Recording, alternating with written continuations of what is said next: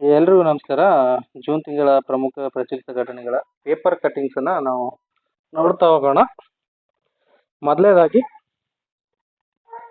ಬೆಂಗಳೂರು ಉತ್ತರ ಸೃಷ್ಟಿ ಅಂತಿದೆ. ಬೆಂಗಳೂರು ದಕ್ಷಿಣ ಅಂದ್ರೆ ಬೆಂಗಳೂರು ದಕ್ಷಿಣ ಇದು ಈಗಾಗಲೇ ಆ ಬೆಂಗಳೂರು ರೂರಲ್ ಅನ್ನ ಬೆಂಗಳೂರು ದಕ್ಷಿಣ ಅಂತ ಮಾಡಿದ್ರು. ಇವಾಗ ರಾಮನಗರ ಜಿಲ್ಲೆಯನ್ನ ಸೇರಿಸ್ಬಿಟ್ಟು ಈಗ ಬೆಂಗಳೂರು ಉತ್ತರ ಜಿಲ್ಲೆ ಉತ್ತರ ಅಂತ ಹೇಳಿ ಮಾಡ್ತಾ ಇದ್ದಾರೆ. ಇದು ಮಾಡೋ ಉದ್ದೇಶ ಏನು ಅಂತ ಹೇಳಿ ತಿಳ್ಕೋಕ್ಕೋಸ್ಕರ ಇದು ಒಂದು ಮಹತ್ವ ಇದಾಗುತ್ತೆ.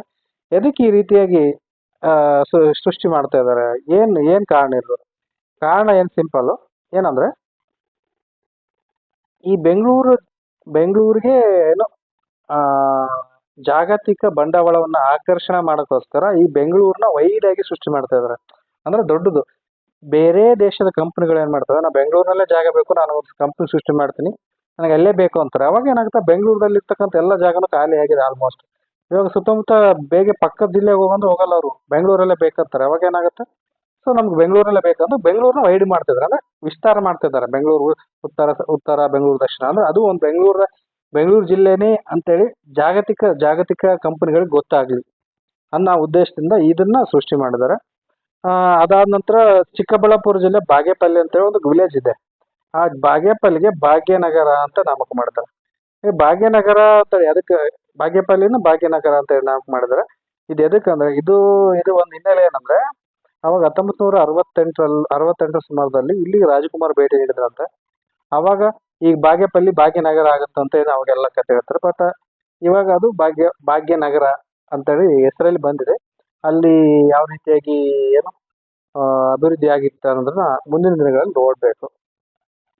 ಮತ್ತೆ 9 ಜಿಲ್ಲೆಗಳಿಗೆ ಕುಡಿಯುವ ನೀರಿನ ಸಲುವಾಗಿ ಎತ್ತಿನ ಹೊಳೆ ಯೋಜನೆಯನ್ನ 2 ವರ್ಷದಲ್ಲಿ ಪೂರ್ಣಗೊಳಿಸ್ತೀವಿ ಅಂತೇಳಿ ಇತ್ತೀಚಿನ ಇದರಲ್ಲಿ ಭರವಸೆನ ಸಚಿವ ಸಂಪುಟದಲ್ಲಿ ತೀರ್ಮಾನ ಕೈಗೊಂಡಿದ್ದಾರೆ. ಬಟ್ ಇದರಲ್ಲಿ ಇಂಪಾರ್ಟೆಂಟ್ ಏನಂದ್ರೆ, ಇದು 9 ಜಿಲ್ಲೆಗಳಿಗೆ ಕುಡಿಯುವ ನೀರು, 9 ಜಿಲ್ಲೆಗಳ ಸುಮಾರು 75 ಲಕ್ಷ ಜನರಿಗೆ ಕುಡಿಯುವ ನೀರನ್ನ ಒದಗಿಸುತ್ತೆ. First point. ಆ 9 ಜಿಲ್ಲೆಗಳು ಯಾವಂದ್ರೆ ಕೋಲಾರ, ಚಿಕ್ಕಬಳ್ಳಾಪುರ, ಬೆಂಗಳೂರು ಗ್ರಾಮಾಂತರ, ತುಮಕೂರು, ಹಾಸನ ಜಿಲ್ಲೆಗಳು. ಈ ಜಿಲ್ಲೆಗಳು ಪ್ರಮುಖವಾಗಿ ಬರ್ತವೆ. ಅದೇ ರೀತಿಯಾಗಿ ಈ ಒಂದು ಎತ್ತಿನ ಹೊಳೆ ಯೋಜನೆ ಎಷ್ಟು ನೀರು ತರ್ತಾರೆ ಅನ್ನೋದು ಥರ್ಡ್ ಪಾರ್ಟ್ ಆಗುತ್ತೆ. ಇದರಲ್ಲಿ 14 TMs ನೀರನ್ನ ಬಳಕೆಯನ್ನು ತಂದ್ಬಿಟ್ಟು 9 ಜಿಲ್ಲೆಗಳಿಗೆ ಕುಡಿಯುವ ನೀರನ್ನ ಒದಗಿಸ್ತಾರೆ. ಇದರಲ್ಲಿ ಇಂಪಾರ್ಟೆಂಟ್ ಒಂದು 14 TMs ನೀರು 9 ಜಿಲ್ಲೆಗಳು. ಅವು ಯಾವ ಜಿಲ್ಲೆಗಳು, ಇದು ಇಂಪಾರ್ಟೆಂಟ್ ಆಗುತ್ತೆ. ನೆಕ್ಸ್ಟ್ ಬಂದ್ಬಿಟ್ಟು ಅಕ್ರಮ ಗಣಿಗಾರಿಕೆ ಪರಿಶೀಲನೆಗೆ HKP ಅಧ್ಯಕ್ಷತೆಯಲ್ಲಿ ಸಮಿತಿ. ನೋಡಿ, ಇದು ಸಚಿವ ಸಂಪುಟ ಒಂದು ತೀರ್ಮಾನ ಬಂದಿದೆ. ಅಕ್ರಮ ಗಣಿಗಾರಿಕೆ ಜಿಲ್ಲೆಯಲ್ಲಿ ಅಥವಾ ರಾಜ್ಯದಲ್ಲಿ ಎಲ್ಲೆಲ್ಲಿ ಅಕ್ರಮ ಗಣಿಗಾರಿಕೆ ಆಗಿದೆ ಅದಕ್ಕೆ ಸಂಬಂಧಪಟ್ಟಂಗೆ ಒಂದು ವರದಿ ನೀಡಲು ಯಾರ ನೇತೃತ್ವದಲ್ಲಿ ಸಮಿತಿ ರಚಿಸಿದೆ ಅಂದ್ರೆ HK ಪಾಟೀಲ್. ಇವ್ರು ಏನಿದ್ದಾರೆ ಅಂದ್ರೆ ಕಾನೂನು ಸಚಿವರಾದ HK ಪಾಟೀಲ್ ರವರ ನೇತೃತ್ವದಲ್ಲಿ ಸಚಿವ ಸಂಪುಟದ ಉಪ ಸಮಿತಿಯನ್ನ ರಚಿಸಲು ಸಮ್ಮತಿಯನ್ನ ಸೂಚಿಸಿದ್ದಾರೆ. ಇದು ಒಂದು ನೆನ್ಪಿಟ್ಕೊಳ್ಳಿ. ನೆಕ್ಸ್ಟ್ ಒಂದು ವಿಷಯ ನೋಡೋಣ. ಇಂದಿನಿಂದ ಪ್ರಧಾನಿ 5 ದೇಶಗಳ ಪ್ರವಾಸ ಭೇಟಿ ಅಂತ ಇದೆ. ಅಂದ್ರೆ ನಮ್ಮ ದೇಶದ ಮಾನ್ಯ ಪ್ರಧಾನಮಂತ್ರಿಯವರು 5 ದೇಶಗಳಿಗೆ ಭೇಟಿ ನೀಡ್ತಾರೆ. ಭೇಟಿ ನೀಡಿದ ಮೇಲೆ ಅಲ್ಲಿ ಪ್ರಮುಖ ಒಪ್ಪಂದಗಳು ಆಗ್ತವೆ. ಬಟ್ ಅದಕ್ಕೂ ಮೊದಲು ಯಾವ ದೇಶಗಳಿಗೆ ಭೇಟಿ ನೀಡ್ತಾರೆ ಮತ್ತೆ ಅಲ್ಲಿ ಪ್ರಧಾನಿಗಳು ಕೊಟ್ಟಿದ್ದಾರೆ, ಅದಕ್ಕೋಸ್ಕರ ಇದು ಇಂಪಾರ್ಟೆಂಟ್ ಆಗುತ್ತೆ. ಸ್ವಲ್ಪ ನೋಡ್ಕೊಳ್ಳಿ. ಫಸ್ಟದಲ್ಲಿ ಗಾನಕ್ಕೆ ಭೇಟಿ ನೀಡ್ತಾರೆ. ಈ ಗಾನಕ್ಕೆ ಭೇಟಿ 30 ವರ್ಷದಿಂದ ಈ ಗಾನ ದೇಶಗಳಿಗೆ ನಮ್ಮ ಭಾರತ ಪ್ರಧಾನಮಂತ್ರಿ ಭೇಟಿ ನೀಡುತ್ತಿರೋದು ಇದೇ ಮೊದಲ ಬಾರಿಗೆ. 30 ವರ್ಷದ ಹಿಂದೆ ಯಾರೋ ಒಬ್ರು ಹೋಗಿದ್ರಂತೆ. ಬಟ್ ಇದಕ್ಕೆ ಅದಾದ ನಂತರ ಪ್ರಧಾನಿ ನರೇಂದ್ರ ಮೋದಿ ಅವರು ಹೋಗ್ತಾ ಇದಾರೆ. ಅದಾದ ನಂತರ ಕೆರಿಬಿಯನ್ ದ್ವೀಪದ ಟ್ರಿನಿಡಾಡ್ ಟೊಬಾಗೊ ಅಂತ ಒಂದು ದೇಶ ಇದೆ, ಅಲ್ಲಿಗೂ ಭೇಟಿ ನೀಡ್ತಾರೆ. ಅಲ್ಲಿ ಪ್ರಧಾನಿ ಯಾರಿದ್ದಾರೆ ಟ್ರಿನಿಡಾಡ್ ಟೊಬಾಗೊ ಅಂದ್ರೆ ಕಮಲ್ ಪ್ರಸಾದ್ ಅಂತಿದ್ದಾರೆ. ಅದಾದ ನಂತರ ಅರ್ಜೆಂಟೀನಾಕ್ಕೆ ಭೇಟಿ ನೀಡ್ತಾರೆ. ಅರ್ಜೆಂಟೀನಾದ ಅಧ್ಯಕ್ಷ ಯಾರಿದ್ದಾರೆ ಜೇವಿಯರ್ ಮಿಲಿ ಅಂತ ಹೇಳಿದ್ದಾರೆ. ನಂತರ ಬ್ರೆಜಿಲ್ಗೆ ಭೇಟಿ ನೀಡ್ತಾರೆ. ಬ್ರೆಜಿಲ್ ಅಲ್ಲಿ ಏನ್ ಇಂಪಾರ್ಟೆಂಟ್ ಅಂದ್ರೆ ಅಲ್ಲಿ ಬ್ರಿಕ್ಸ್ ಶೃಂಗಸಭೆ ಇದೆ. ಅಲ್ಲಿ ಪಾಲ್ಗೊಳ್ತಾ ಇದ್ದಾರೆ. ಅದನ್ನ ಮುಗಿಸ್ಕೊಂಡ್ಬಿಟ್ಟು ನೆಕ್ಸ್ಟ್ ಬರೋದು ಎಲ್ಲಿಗೆ ಅಂದ್ರೆ ನಮೀಬಿಯಾಗೆ ಬರ್ತಾರೆ. ನಮಿಬಿಯಾ ಅಧ್ಯಕ್ಷ ಯಾರಿದ್ದಾರೆ ಅಂದ್ರೆ ನೆಟುಂಬೋ ನಂದಿ ಎನ್ ದೈತ್ವ ಅಂತ. ನಟುಂಬೋ ನಂದಿ ಎನ್ ದೈತ್ವ ಅಂತೇಳಿ. ಮತ್ತೆ ಅಲ್ಲಿಂದ ಏನಾಗುತ್ತೆ, ಇಲ್ಲಿ ನಮಿಬಿಯಾದಲ್ಲಿ UPA ಪೇಮೆಂಟ್ ವ್ಯವಸ್ಥೆ ಜಾರಿ ಕುರಿತು ಚರ್ಚೆಗಳನ್ನ ಒಪ್ಪಂದಗಳನ್ನ ಮಾಡ್ಕೊಳ್ಳಿದ್ದಾರೆ ಅಂತೇಳಿ ಒಂದು ಮಾಹಿತಿ ಇದೆ. ಇದರಲ್ಲಿ ನೀವು ಏನ್ ನೆನ್ಪಿಟ್ಕೋಬಹುದು ಅಂದ್ರೆ ಯಾವ ದೇಶ ಅವ್ರ ಅಧ್ಯಕ್ಷರು ಯಾರು ಅಂತೇಳಿ ನೆನ್ಪಿಟ್ಕೊಳ್ಳಿ. ಮುಂದಿನ ದಿನಗಳಲ್ಲಿ ಅದು ವಿಸ್ತಾರವಾಗಿ ನೋಡೋಣ. ನೆಕ್ಸ್ಟ್ ಬಂದು DG ಪಿನ್ ಅಂತ, ಅಂಚೆಗೆ ಹೊಸ ವಿಳಾಸ ಅಂತ ಇದೆ. ಏನ್ DG ಪಿನ್ ಅಂದ್ರೆ ಸಿಂಪಲ್ ಆಗಿ ಕಾನ್ಸೆಪ್ಟ್ ಎಕ್ಸ್ಪ್ಲೇನ್ ಮಾಡ್ತೀನಿ ನೋಡಿ. ನಾವು ಪಿನ್ ಕೋಡ್ ತರನ ಪಿನ್ ಕೋಡ್ ಇವಾಗ ಪೋಸ್ಟ್ ಇಂಡೆಕ್ಸ್ ನಂಬರ್ ಇರ್ತಾವ, ಪಿನ್ ಕೋಡ್ ಇರುತ್ತಲ್ಲ, ಆ ಪಿನ್ ಕೋಡನ್ನ ಇನ್ನೂ ಪರಿಣಾಮಕಾರಿಯಾಗಿ ಜಾರಿ ತರಕ್ಕೆ ಅಂದ್ರೆ ಪಿನ್ ಕೋಡ್ ತರ DG ಪಿನ್ ಅನ್ನ ಪರಿಣಾಮಕಾರಿಯಾಗಿ ಜಾರಿ ತರಕ್ಕೆ ಈ ಒಂದು ಹೊಸ DG ಪಿನ್ ಅನ್ನ ಏನು ಅಂಚೆ ಇಲಾಖೆ ಜಾರಿ ತರ್ತಾ ಇದೆ. ಇದರಲ್ಲಿ ಪ್ರಮುಖ ಒಂದು ಇಂಪಾರ್ಟೆಂಟ್ ಏನು ನೋಡಿ, ಆಗಸ್ಟ್ 15, 1972ರಲ್ಲಿ ಈ ಪೋಸ್ಟ್ ಏನು ಪಿನ್ 584 ಸಮಥಿಂಗ್ ಲೈಕ್ 6 ಸಂಖ್ಯೆಗಳಿರ್ತಾವಲ್ಲ, ಪೋಸ್ಟಲ್ ಇಂಡೆಕ್ಸ್ ನಂಬರ್ ಕೋಡ್ ವ್ಯವಸ್ಥೆನ ಜಾರಿಗೆ ತಂದ್ರೆ ಯಾವಾಗ 1972 ಆಗಸ್ಟ್ 15. ಅದಾದ ನಂತರ ಏನು ಇದರಲ್ಲಿ ಎಷ್ಟು ಪಿನ್ ಆಗಿರುತ್ತೆ, 6 ಸಂಖ್ಯೆ ಇರುತ್ತೆ ಪಿನ್ ಕೋಡ್. ಅದರಲ್ಲಿ ಏನ್ ಸೂಚಿತ ಅಂತೇಳಿ ಒಂದ್ ಸ್ವಲ್ಪ ನೋಡಿ, ಯಾಕಂದ್ರೆ ನನಗೂ ಗೊತ್ತಿದ್ದಿಲ್ಲ ಏನಿರುತ್ತಂತೆ. ಮೊದಲ 3 ಸಂಖ್ಯೆಗಳಿದ್ವಲ್ಲ ಅವು ಏನ್ ಮಾಡ್ತವೆ, ಭಾರತದ ಯಾವ ಭಾಗ ಎನ್ನುವುದರ ಬಗ್ಗೆ ಅವು ಗುರುತು ಮಾಡ್ತವೆ. ಅಂದ್ರೆ ರಾಜ್ಯ, ಅಂಚೆ ವೃತ್ತವನ್ನು ಆ ಒಂದು ಸಂಕೇತಗಳ ಏನು ಗುರುತು ಮಾಡ್ತವೆ ಮೊದಲ 3 ಸಂಖ್ಯೆ.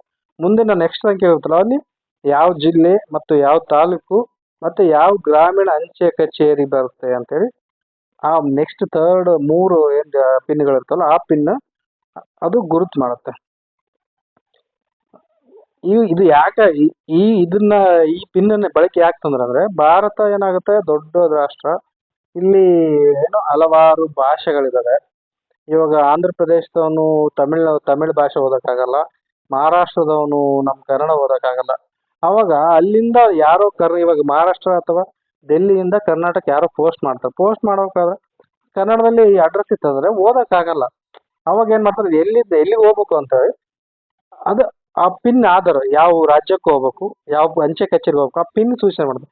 ಆ ಪಿನ್ಗಳ ಆಧಾರ ಮೇಲೆ ಈ ಒಂದು ಪಿನ್ಗಳಾದ ಮೇಲೆ ಆ ಪತ್ರ ಬಂದು ತಲುಪ್ತಾ ಇತ್ತು. ಅಂದ್ರೆ ಲೋಕಾಲಿಟಿಗೆ ಅಂಚೆ ಕಚೇರಿ ಬಂತ, ಅಂಚೆ ಸುತ್ತಮುತ್ತ ಹಳ್ಳಿಗಳಿಗೆ ಅವ್ರ ಪರಿಚಯ ಇರುತ್ತೆ, ಅವರು ತಲುಪ್ತಿದ್ರು. ಇವಾಗ ಏನ್ ಮಾಡ್ತಿದಾರೆ, ಅದು ಏನಾಗ್ತಾ ಇತ್ತಂದ್ರೆ ಅವಾಗ ಏನಾಗ್ತಿತ್ತಂದ್ರೆ ಸಮ್ ಟೈಮು ಒಂದೇ ಊರಲ್ಲಿ ಒಂದೇ ಹೆಸರಲ್ಲಿ ಇಬ್ಬಿಬ್ರು ಇರ್ತಾ ಇದ್ರು. ಆರ್ ನಾಯಕ್ ಅಂತಿದ್ರು. ಆರ್ ನಾಯಕ್ ಅಂದ್ರೆ ಯಾರು, ಇನ್ನು ಆರ್ ನಾಯಕ ಜಯನಾಯಕ್ ಯಾರು ಅದಂದ್ರೆ ಪರ್ಟಿಕ್ಯುಲರ್ ಕೆಲವೊಬ್ರು ಹೆಸರು ಗೊತ್ತಾಗಲ್ಲ, ಮನೆ ಎಲ್ಲೈತೆ ಅಂತ ಕೆಲವೊಬ್ರಿಗೆ ಗೊತ್ತಾಗಲ್ಲ. ಸೊ ಅವಾಗ ಇದನ್ನ ಹೋಗಲಾಡಿಸ್ಕೋಸ್ಕರ ಏನ್ ಮಾಡ್ತಿದ್ದಾರೆ, ಈಗ DG ಪಿನ್ ಅನ್ನ ಜಾರಿ ತರ್ತಾ ಇದಾರೆ. ಇದು DG ಪಿನ್ ಅಲ್ಲಿ ನಮ್ಗೆ ಏನಂದ್ರೆ ಮನೆ ಹತ್ರನೇ ಆ ಒಂದು ಅಡ್ರೆಸ್ ತಂದು ಬಿಡಂಗೆ, ನಾವು ಗೂಗಲ್ ಮ್ಯಾಪ್ ಅಲ್ಲಿ ನಾವು ಒಂದು ಯಾವ್ದೋ ಲೊಕೇಶನ್ ಹಾಕಿದ ತಕ್ಷಣ ಹೋಗಿ ಅಲ್ಲಿ ಯಾವ ರೀತಿಯಾಗಿ ಬಿಡುತ್ತೆ ನೋಡು, ಅದೇ ರೀತಿ DG ಪಿನ್ ನಮ್ಗೆ ವಿಳಾಸವನ್ನು ಪತ್ತೆ ಹಚ್ಚುವಲ್ಲಿ ಸಹಾಯ ಮಾಡುತ್ತೆ. DG ಪಿನ್ ಅಂದ್ರೆ ಏನು ಅಂತೇಳಿ, ಜಿಯೋ ಕೋಡೆಡ್ ಡಿಜಿಟಲ್ ಪಿನ್ ಅಂದ್ರೆ ಡಿಜಿಟಲ್ ಪೋಸ್ಟಲ್ ಇಂಡೆಕ್ಸ್ ನಂಬರ್ ಅಂತಾನು ಕರಿಬಹುದು. ಈ ಪಿನ್ ಕೋಡ್ ನಲ್ಲಿ ಎಷ್ಟಿದ್ದು 6 ಅಂಕೆಗಳಿದ್ದು. ಸೊ ಇದನ್ನ ನೋಡಿ, ಪಿನ್ ಕೋಡ್ ನಲ್ಲಿ ಎಷ್ಟಿದ್ದು 6 ಅಂಕೆಗಳಿದ್ದು. ಬಟ್ ಇಲ್ಲಿ DG ಪಿನ್ ನಲ್ಲಿ ಎಷ್ಟು ಸಂಖ್ಯೆ ಇರ್ತವೆ, 10 ಸಂಖ್ಯೆಗಳಿರ್ತವೆ.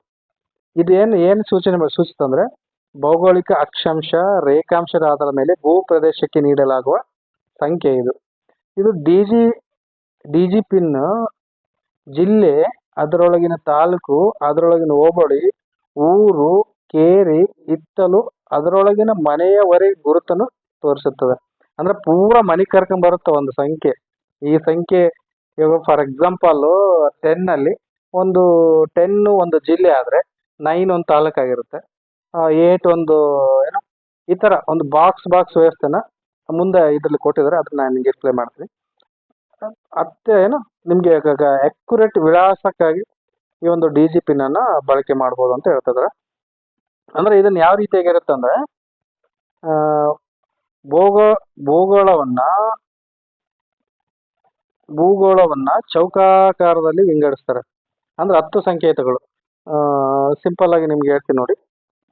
ಇವಾಗ ಒಂದು ಈ ಚಾರದ ಚೌಕ ಇದೆ. ಇದಕ್ಕೆ ಒಂದು ಅಂತ ಕೊಡ್ತಾರೆ. ಮತ್ತೆ ಇದ್ರಾಗೆ ಇನ್ನೊಂದು ಕೊಡ್ತಾರೆ.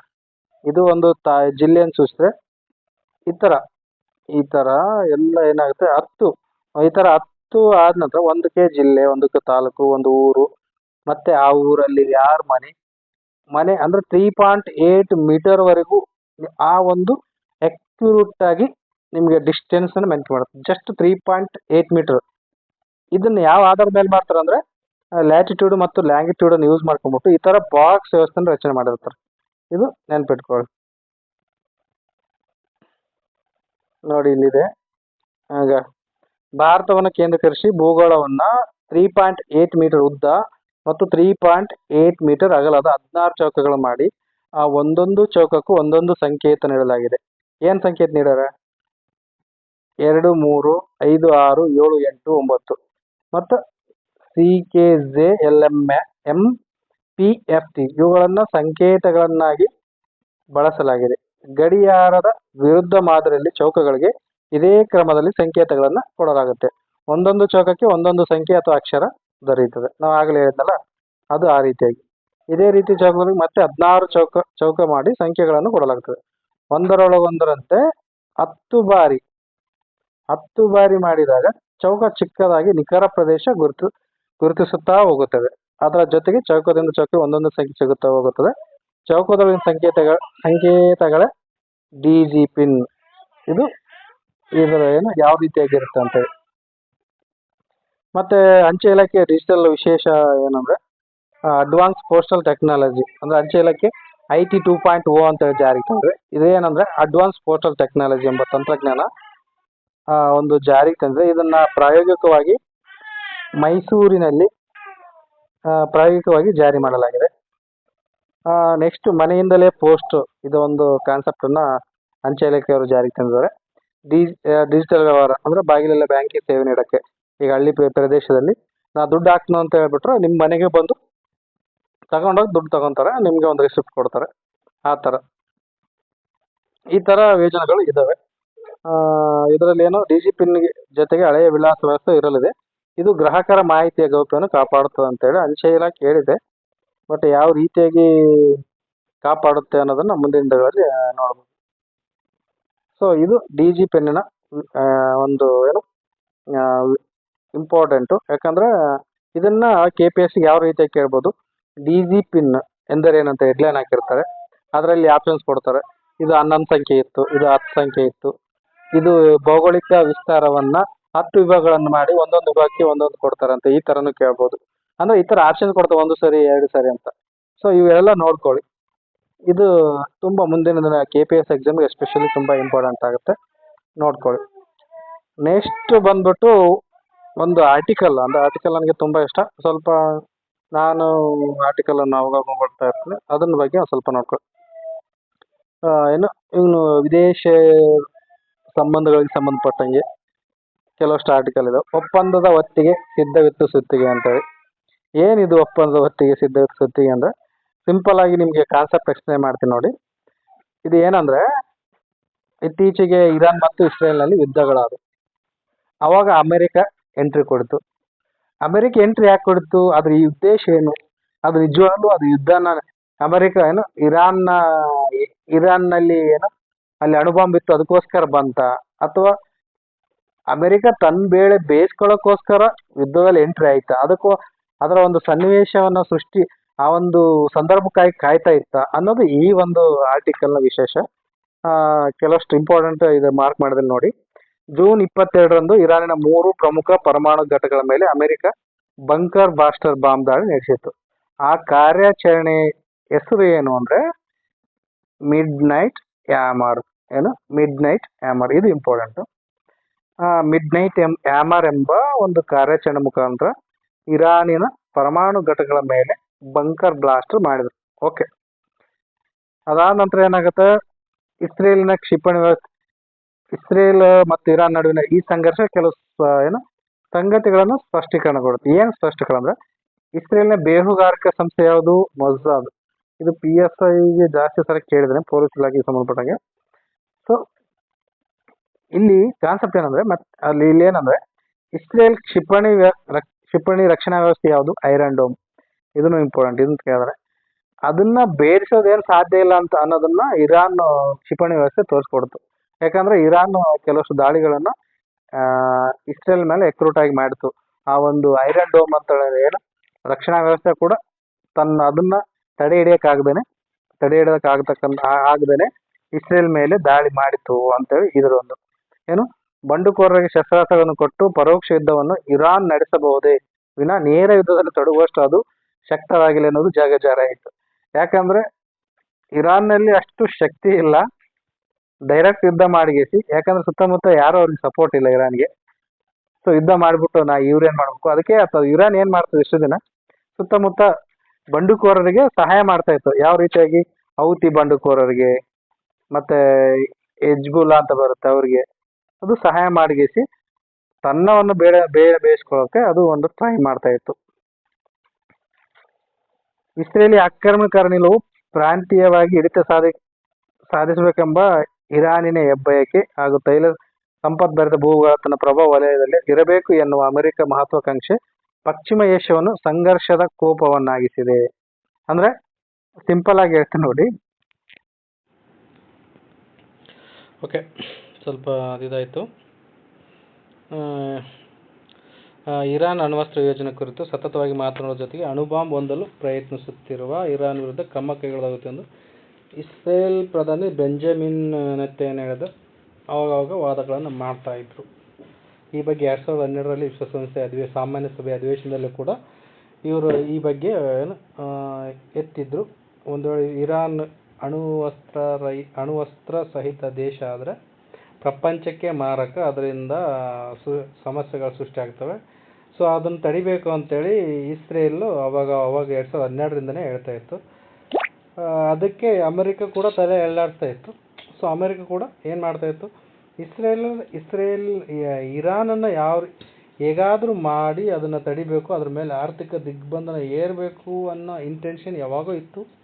ಅದು ಸಮಯ ಸಂದರ್ಭಕ್ಕಾಗಿ ಕಾಯ್ತಾ ಇತ್ತು. ಸೊ ಆ ಒಂದು ಸಮಯ ಸಂದರ್ಭ ಈ ಒಂದು ಇರಾನು ಇಸ್ರೇಲ್ ವಾರು ಅಂತೇಳಿ ಅಮೆರಿಕಕ್ಕೆ ಒಂದು ಅವಕಾಶವಾದಿಯಾಗಿ ಬಂತು ಅಂತೇಳಿ ನಾವು ಹೇಳ್ಬೋದು. ನೋಡಿ, 2017ರಲ್ಲಿ ಒಬಾಮಾ ಏನು ಮಾಡ್ತಾರೆ, ಇರಾನ್ ಜೊತೆಗೆ ಪರಮಾಣು ಒಪ್ಪಂದಕ್ಕೆ ಮುಂದಾಯಿತು. ಆದರೆ ಟ್ರಂಪ್ ಅವರು ಅಧ್ಯಕ್ಷರಾದ ಬಳಿಕ ಏನಾಗುತ್ತೆ, 2018ರಲ್ಲಿ ಈ ಒಪ್ಪಂದದಿಂದ ಅಮೆರಿಕ ಹೊರಗೆ ಬಂತು. ಹೊರಗೆ ಬಂದು ಏನು ಮಾಡಿತು, ಇರಾನ್ ಮೇಲೆ ಆರ್ಥಿಕ ದಿಗ್ಬಂಧನ ಹೇರಿತು. ಟ್ರಂಪ್ ಅವರ ಅಳಿಯ ಜೆರೆಡ್ ಕುಶ್ನರ್ ಇಸ್ರೇಲ್ ಮತ್ತು ಅರಬ್ ರಾಷ್ಟ್ರಗಳನ್ನು ಹತ್ತಿರ ತರುವ ಪ್ರಯತ್ನ ಮಾಡಿದರು. ಅಂದ್ರೇನು, ಈ ಇರಾನ್ ಸುತ್ತಮುತ್ತ ಇದ್ದಾವಲ್ಲ ಅದು ಸುನ್ನಿ ರಾಷ್ಟ್ರಗಳು, Saudi Arabia, Syria, Lebanon, Yemen, Iraq ಇವೆಲ್ಲ ಇದಾವಲ್ಲ, ಇವು ಸುನ್ನಿ ರಾಷ್ಟ್ರಗಳು. ಇರಾನ್ ಮಾತ್ರ ಶಿಯಾ ರಾಷ್ಟ್ರ. ಈ ಇರಾನ್ ಏನು ಮಾಡ್ತಾಯಿದೆ, ಈ ಮಧ್ಯಪ್ರಾಚ್ಯವನ್ನು ತನ್ನ ವಶದಲ್ಲಿ ಇಟ್ಕೋಬೇಕು, ಅಂದರೆ ತಾನು ಕಿಂಗ್ ಆಗಬೇಕು, ಎಲ್ಲ ದೇಶಗಳನ್ನು ಕೂಡಿಸಿ ನಾನು ರಾಜ ಆಗಬೇಕು ಅಂತ ಇರಾನ್ದು ಉದ್ದೇಶ. ಆದರೆ ಇಲ್ಲಿ ಟ್ರಂಪ್ ಏನು ಮಾಡ್ತಾನೆ, ಟ್ರಂಪು ಈ ದೇಶಗಳೊಂದಿಗೆ ಇಸ್ರೇಲ್ ಸ್ನೇಹವನ್ನು ಬಲಪಡಿಸೋಕ್ಕೆ ಪ್ರಯತ್ನ ಪಡ್ತಾನೆ. ಅವಾಗ ಏನಾಗಿಬಿಡುತ್ತೆ, ಇದಕ್ಕೆ ಇರಾನಿಗೆ ಸಿಟ್ಟು ಬರುತ್ತೆ. ಬಟ್ ಈ ಮಕ್ಕಳು ಇವರೆಲ್ಲ ನಮ್ಮವರೇ, ಆದರೂ ಕೂಡ ನಮ್ಮನ್ನು ಕೈ ಬಿಟ್ಟಿಗೆಸಿ ನಮ್ಮ ಶತ್ರು ರಾಷ್ಟ್ರದ ಇಸ್ರೇಲೊಂದಿಗೆ ಕೈ ಜೋಡಿಸ್ತಾರಲ್ಲ ಅಂತೇಳಿ ಇದು ಇರಾನಿಗೆ ಸಿಟ್ಟು ಬಂದೋದಕ್ಕೆ ಇರಾನ್ ಏನು ಮಾಡುತ್ತೆ, ಆ ಹೌತಿ, ಹಿಜ್ಬುಲ್ಲಾ, ಇದು ಬಂಡುಕೋರ ಸಂಘಟನೆಗಳಿಗೆ ಫಂಡ್ ಕೊಡೋಕ್ಕೆ ರೆಡಿ ಮಾಡುತ್ತೆ. ಫಂಡ್ ಕೊಟ್ಬಿಟ್ಟು ಇಂಡೈರೆಕ್ಟ್ ಯುದ್ಧದಲ್ಲಿ ಇರಾನ್ ತೊಡಗುತ್ತೆ. ಓಕೆ, ನೆಕ್ಸ್ಟ್ ನೋಡಿ, ಇಲ್ಲಿದೆ ನೋಡಿ ಯಾವ್ಯಾವು, ಹಿಜ್ಬುಲ್ಲಾ, ಹಮಾಸು, ಹೌತಿ ಅಂತಾರೆ, ಇದಕ್ಕೆ ಹೌತಿ ಬಂಡುಕೋರರು ಅಂತಲೂ ಕರೀತಾರೆ. ಈ ಬಂಡುಕೋರರಿಗೆಲ್ಲ ಏನು ಮಾಡ್ತಾಯಿತ್ತು, ಇರಾನು ನೆರವನ್ನು ಅಂದರೆ ದುಡ್ಡನ್ನು ಕೊಡ್ತಾಯಿತ್ತು. ಅಮೆರಿಕ ವಿರುದ್ಧ ನಿಲ್ಲಲು ರಷ್ಯಾ ಹಾಗೂ ಚೀನಾದ ಛತ್ರಿಯಡಿ ಇರಾನ್ ಸೇರಿಕೊಂಡಿತ್ತು. ಉಕ್ರೇನ್ ಯುದ್ಧ ಆರಂಭವಾದಾಗ ರಷ್ಯಾಕ್ಕೆ ಇರಾನ್ ಡ್ರೋನ್ಗಳನ್ನು ಪೂರೈಸಿತು. ನೋಡಿ, ಇರಾನು ಏನು ಮಾಡುತ್ತೆ, ಅಮೆರಿಕದ ಶತ್ರು ರಾಷ್ಟ್ರ ಯಾವುದು ಅಂದರೆ ಕಾಮನ್ ಆಗಿ ಚೀನಾ ಮತ್ತು ರಷ್ಯಾ ಪ್ರೆಸೆಂಟು. ಸೊ ಈ ರಷ್ಯಾದೊಂದಿಗೆ ಇರಾನ್ ಸೇರಿಕೊಂಡು ಆ, ರಷ್ಯಾ ಮತ್ತು ಉಕ್ರೇನ್ ಯುದ್ಧ ಆಗಿತ್ತಲ್ಲ, ಆ ಯುಕ್ರೇನ್ ವಾರಲ್ಲಿ ಈ ಇರಾನು ಇಲ್ಲಿ ತನ್ನ ಡ್ರೋನ್ಗಳನ್ನು ಕಳಿಸುತ್ತಂತೆ. ಪರವಾಗಿಲ್ಲ, ಇರಾನ್ ಕೂಡ ಏನು ಮುಂದುವರೆದಿದೆ ಅಂತಲೇ ಹೇಳ್ಬೋದು ಈ ಒಂದು ವಿಷಯದಲ್ಲಿ.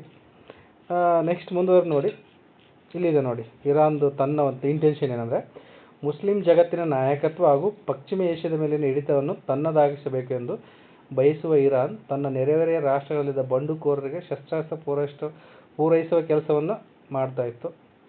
ಇತ್ತ ಅಮೆರಿಕ ಏನು ಮಾಡಿತು? ಅಮೆರಿಕ ಮಧ್ಯಸ್ಥಿಕೆಯಲ್ಲಿ ಅರಬ್ ರಾಷ್ಟ್ರಗಳು ಇಸ್ರೇಲ್ ಜೊತೆಗೆ ಸಂಬಂಧ ಸುಧಾರಿಸಿಕೊಳ್ಳಲು ಮುಂದಾದವು. ನಾನು ಹೇಳಿದಾಗಲಿ, ಈ ಅರಬ್ ರಾಷ್ಟ್ರಗಳು ಮತ್ತು ಇಸ್ರೇಲ್ ಒಂದು ಮಾಡಿ, ಅಂದರೆ ಬಾಯಿ ಥರ ಇಟ್ಕೊಂಡು ಇರಾನ್ನ ಬಾಯ್ಕಟ್ ಮಾಡೋದು, ಅಂದರೆ ಒಂಟಿಯನ್ನಾಗಿ ಮಾಡಿಸೋದು. ಯಾರ್ದು ಕೆಲಸ ಇದು? ಅಮೆರಿಕದ ಮುಖ್ಯ ಕೆಲಸ. ಸೌದಿ ಅರೇಬಿಯಾ ಇಸ್ರೇಲ್ ನಡುವಿನ ಮಾತುಕತೆಗೆ ವೇದಿಕೆ ಸಿದ್ಧವಾಯಿತು. ಆಗ ನಡೆದಿದ್ದೇನಾಯಿತು? ಅವಾಗ ಏನಾಗುತ್ತೆ? ಇಸ್ರೇಲ್ ಮೇಲಿನ ಹಮಾಸ್ ದಾಳಿ ಯಾವಾಗಾಯಿತು? ಇದಕ್ಕೂ ಮೊದಲ ಫಸ್ಟಿಗೆ ಇಸ್ರೇಲ್ ಮತ್ತು ಪಕ್ಕದ ಪ್ಯಾಲೆಸ್ತೀನ್ ವಾರ್ಗಳ ಬಂಡುಕೋರ ದಂಗೆಗಳಾದವಲ್ಲ, ಆವಾಗ ಅದಕ್ಕೂ ಪೂರ್ವದಲ್ಲಿ ಏನಾಗಿತ್ತು ಅಂದರೆ, ಇಸ್ರೇಲ್ ಮತ್ತು ಈ ಸೌದಿ ಅರೇಬಿಯಾ ರಾಷ್ಟ್ರಗಳು ಒಪ್ಪಂದಕ್ಕೆ ಬಂದಿದ್ದು, ಸ್ನೇಹಯುತ ಅಥವಾ ಶಾಂತಿ ಒಪ್ಪಂದ ಅಥವಾ ಏನೋ ಒಂದು ಒಪ್ಪಂದಕ್ಕೆ ಬಂದಿದ್ದು. ಆ ಒಪ್ಪಂದ ಕೆಡ್ಸೋಕ್ಕೋಸ್ಕರ ಇರಾನ್ ಏನು ಮಾಡಿತು? ಈ ಹಮಾಸ್ ಬಂಡುಕೋರರಿಗೆ ಇಂಡೈರೆಕ್ಟಾಗಿ ಫಂಡ್ ಮಾಡಿಬಿಟ್ಟು, ನೀವು ಹೋಗಿ ಇಸ್ರೇಲ್ ಅವ್ರನ್ನ ಹೊಡೆದಾಕಿ ಅಂದರು. ಅವಾಗ ರಾತ್ರಿ ಇಸ್ರೇಲ್ದ ಇದಕ್ಕೆ ನುಗ್ಗಿಬಿಟ್ಟು ಸುಮಾರು ಜನ ಅದರಲ್ಲಿ ಸತ್ತರು. ಅದಾದ ನಂತರ ಶುರುವಾಗಿದ್ದೆ ಇಸ್ರೇಲ್ ವಾರು. ಇಸ್ರೇಲ್ ತನ್ನ ಒಂದು ಸೇಡನ್ನು ತೀರಿಸ್ಕೋಕ್ಕೋಸ್ಕರ ಪ್ಯಾಲೆಸ್ತೀನ್ ಮೇಲೆ ಸಿಕ್ಕಾಪಟ್ಟೆ ದಾಳಿ ಮಾಡಿ ಈ ಹಮಾಸ್ ಉಗ್ರರನ್ನು ಸಿಕ್ಕಲ್ಲಿ ಕೊಲ್ಲುವಂಥ ಒಂದು ಪ್ರಯತ್ನವನ್ನು ಮಾಡಿತು. ಇದಾದ ನಂತರ ನೆಕ್ಸ್ಟ್ ಏನಾಯಿತು ಅಂದರೆ, ನೋಡಿ, ಹಿಜ್ಬುಲ್ಲವನ್ನು ಬಳಸಿ ಲೆಬನಾನ್ ಭಾಗದಿಂದ ಇಸ್ರೇಲ್ ಮೇಲಿನ ದಾಳಿಯಾಗುವಂತೆ ನೋಡಿಕೊಂಡಿತ್ತು. ಆ ಮೂಲಕ ಇರಾನ್ ಎಡವಿತ್ತು. ಏನಂದರೆ ಹಿಜ್ಬುಲ್ಲಕ್ಕೆ ಯಾರು ಅದು ಮಾಡಿದ್ರು, ಫಂಡ್ ಮಾಡಿದ್ರು? ಇರಾನ್. ಈ ಹಿಜ್ಬುಲ್ಲಾ ಸಂಘಟನೆ ಬೆಳೆಸ್ಕೊಂಡು ಲೆಬನಾನ್ ಮೇಲೆ, ಯಾಕಂದ್ರೆ ಲೆಬನಾನ್ ಆಲ್ಸೋ ಮುಸ್ಲಿಂ ಕಂಟ್ರಿ, ಅದ್ರ ಮೇಲೆ ಯಾಕೆ ದಾಳಿ ಮಾಡೋಕ್ಕೆ ಪ್ರೇರೇಪಿಸ್ತು ಇರಾನ್ ಅಂದರೆ, ಈ ಲೆಬನಾನ್ ಹೋಗಿ ಇಸ್ರೇಲ್ನೊಂದಿಗೆ ಕೈ ಜೋಡಿಸ್ತಾ ಇದೆ, ಅದಕ್ಕೆ ಸಿಂಪಲ್ ಆಗಿ.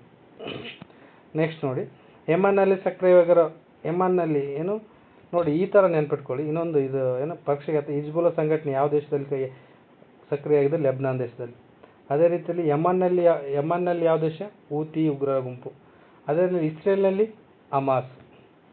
ಈ ಥರ ಒಂದಿಷ್ಟು ಬೇರೆವು KPSC ಈ ಹಿಂದೆ ಕೇಳಿದ್ದಾನೆ, ನೋಡ್ಕೊಳ್ಳಿ, ಇದು ಒಂದು ನೆನ್ಪಿಟ್ಕೊಳ್ಳಿ. ನೆಕ್ಸ್ಟ್ ಬಂದು ಸಿರಿಯಾದಲ್ಲಿ ಇರಾನ್ ಪರ ಇದ್ದ ಬಶರ್ ಅಲ್ ಅಸದ್ ಆಡಳಿತ ಅಂತ್ಯಗೊಂಡಿತು.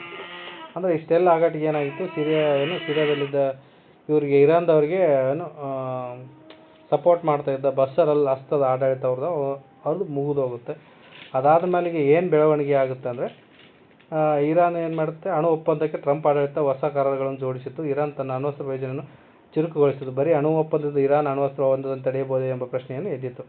ಅಂದರೆ ಸಿಂಪಲ್ ಆಗಿ ಏನಂದರೆ, ಆ ಅಣು ಒಪ್ಪಂದಕ್ಕೆ ಸಂಬಂಧಪಟ್ಟಂಗೆ, ಅಂದರೆ ಅಣು ಬಾಂಬ್ ತಯಾರು ಮಾಡೋಕ್ಕೆ ನಮ್ಮಲ್ಲಿ ಮೆಟೀರಿಯಲ್ ಇದ್ದಾವೆ ಅಂದ ಮಾತ್ರಕ್ಕೆ ಅದನ್ನ ತಯಾರು ಮಾಡೋ ತಂತ್ರಜ್ಞಾನ ಇದೆ ಅಂತ ಅರ್ಥ ಅಲ್ಲ. ಆದರೂ ಕೂಡ ಅಮೆರಿಕ ಏನು ಮಾಡಿತು?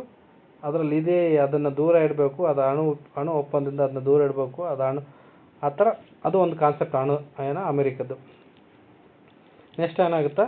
ಇರಾನ್ ಜೊತೆಗೆ ಪರಮಾಣು ಒಪ್ಪಂದ ಮಾಡಿಕೊಳ್ಳಲಾಗುವುದು ಎನ್ನುತ್ತಲೇ ಅಮೆರಿಕ ಅಣ್ವಸ್ತ್ರ ಒಂದು ಹಾದಿಯಲ್ಲಿ ಇರಾನನ್ನು ಹಿಂದಕ್ಕೆ ತಳ್ಳುವ ಅವಕಾಶಕ್ಕಾಗಿ ಕಾಯತೊಡಗಿತು. ನಾನು ಮೊದಲೇ ಹೇಳಿದ್ನಲ್ಲ, ಈ ಇರಾನನ್ನು ಹೇಗಾದರೂ ಮಾಡಿ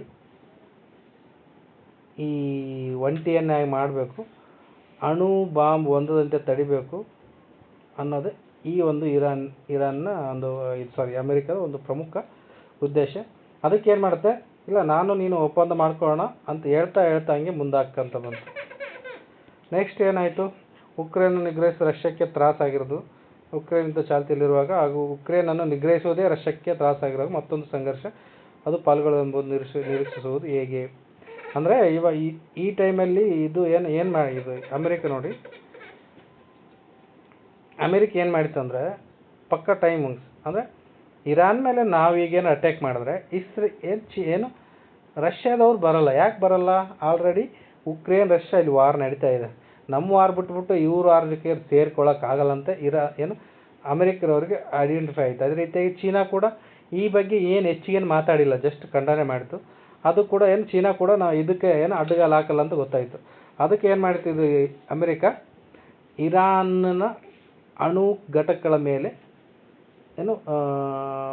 ಬಾಂಬ್ ಬ್ಲಾಸ್ಟರ್ಗಳನ್ನು ಹಾಕಿ ಉಡಾಯಿಸಿಬಿಡ್ತು ರೀಸೆಂಟಾಗಿ. ಇಸ್ರೇಲ್ ಮತ್ತು ಇರಾನ್ ಸಂಘರ್ಷದಲ್ಲಿ ಅಮೆರಿಕ ತನ್ನ ಲೆಕ್ಕಾಚಾರದಂತೆ ಅಂದುಕೊಂಡಿರುವುದನ್ನು ಸಾಧಿಸಿದೆ. ಅಂದರೆ ಅವ್ರು ಕ್ವಶನ್ ಮಾರ್ಕ್ ಹಾಕಿರ ಎಕ್ಸಾಕ್ಟ್ಲಿ ಸಾಧಿಸಿದೆ. ಯಾಕಂದ್ರೆ ಈ ಅಮೆರಿಕ ಹೆಂಗಂದ್ರೆ ಅವಕಾಶವಾದಿ ರಾಷ್ಟ್ರ, ಅದು ಮೇಲ್ನೋಟಕ್ಕೆ ಒಂಥರ ಇರುತ್ತೆ, ಒಳಗೆ ಬೇರೆಯೇ ಇಂಟೆನ್ಷನ್ ಇರುತ್ತೆ. ಸೊ ತನ್ನ ಬೇಳೆ ಬೇಸಕ್ಕೋಸ್ಕರ ಯಾವ ದೇಶನೂ ಬೇಕಾದರೂ ತನ್ನ ಸ್ನೇಹ ರಾಷ್ಟ್ರವನ್ನಾಗಿ ಮಾಡಿಕೊಳ್ಳುತ್ತೆ. ಬೇಕಾದ್ರೆ ಯಾವ ಶತ್ರು ರಾಷ್ಟ್ರ ಇದ್ರೂ ಮಿತ್ರ ರಾಷ್ಟ್ರ ಅಂತ ಒಪ್ಪಂದ ಮಾಡ್ಕೊಳ್ಳುತ್ತದು. ಫಾರ್ ಎಕ್ಸಾಂಪಲ್ ಹೇಳ್ಬೇಕಂದ್ರೆ ಪಾಕಿಸ್ತಾನವನ್ನೇ ಆವಾಗ ಇಂಡಿಯಾನ ಹದ್ದುಬಸ್ತಿನ ಇಡಬೇಕಾದ್ರೆ ಪಾಕಿಸ್ತಾನ ತನ್ನ ಮಿತ್ರ ರಾಷ್ಟ್ರಗಳ ಪಟ್ಟಿಯಲ್ಲಿ ಸೇರಿಸ್ಕೊಂಡಿತ್ತು. ಅದಕ್ಕೆ ಫಂಡ್ ಮಾಡಿತು ಅನ್ನಂಗೆ. ಆದ್ರೆ ಪಾಕಿಸ್ತಾನ ಏನು ಮಾಡ್ತು? ಅದನ್ನೆಲ್ಲ ಟೆರರಿಸ್ಟ್ಗಳ ಹಂಚ್ಕೇಸಿ ಇವಾಗ ಬಡಪಾಯಿ ಕುಂತದ್ದು. ಅದನ್ನು ಬಳಸ್ಕೊಂಡ್ಗೇಸಿ ಪಾಕಿಸ್ತಾನ ಶ್ರೀಮಂತ ರಾಷ್ಟ್ರವಾಗಬಹುದಾಗಿತ್ತು, ಬಟ್ ಬಳಸ್ಕೊಳ್ಳಿಲ್ಲ. ಅದು ಕೆಟ್ಟ ಉದ್ದೇಶಕ್ಕೆ ಬಳಸ್ಕೊಂತು. ಅದೇ ರೀತಿಯಾಗಿ ಇವಾಗ ಇಂಡಿಯಾಗೆ ಸಪೋರ್ಟ್ ಮಾಡ್ತದೆ ಅಮೆರಿಕ. ಎದಕ್ಕೆ ಸಪೋರ್ಟ್? ಇಂಡಿಯಾ ಜೊತೆ ಯಾಕೆ ಸಪೋರ್ಟ್ ಮಾಡುತ್ತಂತ ಒಂದು ಸರಿ ಥಿಂಕ್ ಮಾಡಿ. ಯಾಕಂದರೆ ಚೀನಾ ಜಾಗತಿಕವಾಗಿ ಟ್ರೇಡ್ನಲ್ಲಿ ಅಂದರೆ ವ್ಯಾಪಾರ ವಹಿವಾಟಿನಲ್ಲಿ ಮುನ್ನುಗ್ತಾ ಇದೆ, ಪ್ರತಿಯೊಂದರಲ್ಲಿ ಮುನ್ನುಗ್ತಾ ಇದೆ, ಟೆಕ್ನಾಲಜಿಗೆ ಎಲ್ಲದಕ್ಕಲ್ಲಿ. ಅದಕ್ಕೆ ಹತ್ತಿರತಕ್ಕಂಥ ರಾಷ್ಟ್ರ ಯಾವುದು? ಭಾರತ. ಸೊ ಭಾರತನ ಸ್ನೇಹಿತ ರಾಷ್ಟ್ರವನ್ನು ಮಾಡಿಕೊಂಡು ಚೀನಾವನ್ನು ಹತೋಟಿಗೆ ಒಯ್ಯಬೇಕು ಅನ್ನೋ ಇಂಟೆನ್ಷನ್ ಇಟ್ಕೊಂಡು ಭಾರತದ ಜೊತೆ ಒಪ್ಪಂದಗಳೇನು ಮಾಡ್ಕೊಂಡಿರುತ್ತೆ. ಅದು ಬಿಟ್ಟರೆ ಭಾರತ ಅಭಿವೃದ್ಧಿ ರಾಷ್ಟ್ರ, ಅದಕ್ಕೆ ನಾವು ಸಹಾಯ ಮಾಡ್ತೀವಿ, ಅದಕ್ಕೆ ಮುಂದುವರಿಯಕ್ಕೆ ಬಿಡ್ತೀವಿ ಅನ್ನೋ ಇಂಟೆನ್ಷನ್ ಅಮೆರಿಕದಾಗಿರಲ್ಲ. ಓಕೆ, ಎಷ್ಟು ಈ ಒಂದು ಆರ್ಟಿಕಲ್ನ ವಿಶೇಷತೆ. ಮುಂದೆ ನೆಕ್ಸ್ಟ್ ಆರ್ಟಿಕಲ್ ಬಂದ್ಬಿಟ್ಟು ಯುದ್ಧ ಸಂಘರ್ಷದ ಪಾಠ, ಸ್ವದೇಶಿ ಬಂಕರ್ ಬಸ್ಟರ್ ದಿಟ್ಟ ಹೆಜ್ಜೆ ಅಂತಿದೆ. ಆದರೆ ಸಿಂಪಲ್ ಆಗಿ ಹೇಳ್ಬೇಕಂದ್ರೆ ಸ್ವದೇಶಿ ಬಂಕರ್ ಬಸ್ಟರ್ಗಳನ್ನು, ಶಸ್ತ್ರಾಸ್ತ್ರಗಳನ್ನು ಸ್ವದೇಶಿಯಾಗಿ ತಯಾರು ಮಾಡ್ಬೇಕಂತೇಳಿ. ಯಾಕೆ ತಯಾರು ಮಾಡಬೇಕು, ಯಾಕೆ ಈ ಥರ ಈ ದಿನಗಳಲ್ಲಿ ಯಾಕೆ ಇಂಪಾರ್ಟೆಂಟ್ ಆಗುತ್ತೆ ಅಂದರೆ, ಇವಾಗ ಅಮೆರಿಕ ಲಾಸ್ಟ್ ಟೈಮ್ ಅಲ್ಲಿ ಬಂಕರ್ ಬ್ಲಾಸ್ಟ್ ಮಾಡಿತ್ತು ನೋಡಿ, ಕೆಲವಷ್ಟು ಅದಿದು ಉಪಯೋಗಿಸ್ಕೊಂಡು ಇರಾನ್ನಲ್ಲಿ. ಆ ಥರ ಬಂಕರ್ ಬ್ಲಾಸ್ಟ್ ಶಸ್ತ್ರಾಸ್ತ್ರಗಳು ನಮಗೂ ಇಂಪಾರ್ಟೆಂಟ್. ಯಾಕಂದರೆ ಪಾಕಿಸ್ತಾನ ಹಲವಾರು ನೆಲದಡಿಗೆ ತೋಡ್ಗೆಸಿ ಗವಿಗಳನ್ನು ತೋಡಿ ಅದ್ರಾಗ ಅಡ್ದಿಗೆ ಹಲವಾರು ಬಂಡುಕೋರರಿಗೆ ಸಪೋರ್ಟ್ ಮಾಡ್ತಾ ಇದೆ. ಆ ಬಂಡುಕೋರರೆಲ್ಲ ಸ್ವತಃ ಪಾಕಿಸ್ತಾನ ಸೇನೆಗಳು ಕೂಡ ಕೆಲವಷ್ಟು ಗುಂಡಿ ತೊಡ್ಕೊಂಡು ಒಳಗೆ ಕುಂತಿರ್ತವೆ, ಅಂಥವು ಪತ್ತೆ ಹಚ್ಚಕ್ಕಾಗಲ್ಲ. ಅಂದರೆ ಬಂಕರ್ಗಳನ್ನ ಸೃಷ್ಟಿಕೊಂಡು ಒಳಗೆ ನೆಲದೊಳಗೆ ಆ ಬಂಕರ್ಗಳನ್ನು ಬ್ಲಾಸ್ಟ್ ಮಾಡ್ಬೇಕಾದ್ರೆ ಸಾಮಾನ್ಯ ಈ ಕ್ಷಿಪಣಿಗಳಾಗಲ್ಲ. ಬಂಕರ್ ಬ್ಲಾಸ್ಟ್ ಅಂತೇಳಿ ಅವು ಸಪ್ರೇಟ್ ಶಸ್ತ್ರಾಸ್ತ್ರ ಇರುತ್ತೆ. ಅಂಥ ಶಸ್ತ್ರಾಸ್ತ್ರಗಳು ನಮಗೆ ಅವಶ್ಯಕ, ಅದನ್ನು ತಯಾರು ಮಾಡ್ಬೇಕಂತೇಳಿ ಈ ಪ್ರಸ್ತುತ ಸನ್ನಿವೇಶದ ಅದಿದು. ಇದರಲ್ಲಿ ಏನಂದರೆ ಇತ್ತೀಚೆಗೆ ನಾವು ಆಪರೇಷನ್ ಸಿಂಧೂರ ನೋಡಿದ್ವಿ. ಆಪರೇಷನ್ ಸಿಂಧೂರದಲ್ಲಿ ಭಾರತ ಪಾಕಿಸ್ತಾನದ ಟೆರರಿಸ್ಟ್ ಕೇಂದ್ರಗಳ ಮೇಲೆ ದಾಳಿಯನ್ನು ಮಾಡಿತು. ಆವಾಗ ಅವರು ಪ್ರತಿ ದಾಳಿಯನ್ನು ಮಾಡಿದರು ಪಾಕಿಸ್ತಾನದವರು. ಆವಾಗ ರಷ್ಯಾದಿಂದ ನಾವು ಒಂದು ವಾಯು ರಕ್ಷಣಾ ವ್ಯವಸ್ಥೆಯನ್ನು ತೊಗೊಂಡಿದ್ವಿ. ಅದರ ಹೆಸರು ಸುದರ್ಶನ ಅಂತ ಹೆಸರಿಟ್ಟಿದ್ದಾರೆ. ಅದು ಆ್ಯಕ್ಚುಲಿ ಟ್ರಯಾಂಪ್ 400 ಅದು ಟ್ರಯಾಂಪ್ S-400 ಅದು ಒರಿಜಿನಲ್ ಹೆಸರು. ಆದರೆ ನಾವು ಭಾರತ ತಂದ ನಂತರ ಅದ್ರ ಹೆಸರು ಏನು ಮಾಡ್ಕೊಂಡಿದ್ವಿ, ಸುದರ್ಶನ ಅಂತ ಮಾಡ್ಕೊಂಡಿದ್ವಿ. ಆ ಸುದರ್ಶನ ಏನು ಮಾಡಿತು, ಈ ಆಪರೇಷನ್ ಸಿಂಧೂರದಲ್ಲಿ ಪ್ರಮುಖ ಪಾತ್ರವನ್ನು ವಹಿಸಿತ್ತು. ಯಾವ ರೀತಿಯಾಗಿ ಅಂದರೆ ಪಾಕಿಸ್ತಾನದಿಂದ ಬಂದಂಥ ಪ್ರತಿಯೊಂದು ಕ್ಷಿಪಣಿಗಳನ್ನು ಆದಿ ಮಧ್ಯದಲ್ಲಿ ಹೊಡೆದಾಕ್ಬಿಟ್ಟು ಉತ್ತಮವಾದ ರಕ್ಷಣಾ ವ್ಯವಸ್ಥೆಯನ್ನು ನಮಗೆ ಸೃಷ್ಟಿಸಿಕೊಡಿತು. ಇವಾಗ ಇದರ ಅವಶ್ಯಕತೆ ಬಂಕರ್ ಬ್ಲಾಸ್ಟ್ನ ಅವಶ್ಯಕತೆ ಅದಕ್ಕಂದ್ರೆ ಮಧ್ಯಪ್ರಾಚ್ಯದ ಸಂಘರ್ಷದಿಂದ ಭಾರತೀಯ ಸೇನೆ ಪಾಠ ಕಲಿತಿದ್ದು ಬಂಕರ್ ಬ್ಲಾಸ್ಟ್ ಬಾಂಬ್ ಆವಿಷ್ಕಾರಕ್ಕೆ ಮುಂದಾಗಿರೋದು ಸ್ವಾಗತಾರ್ಹ.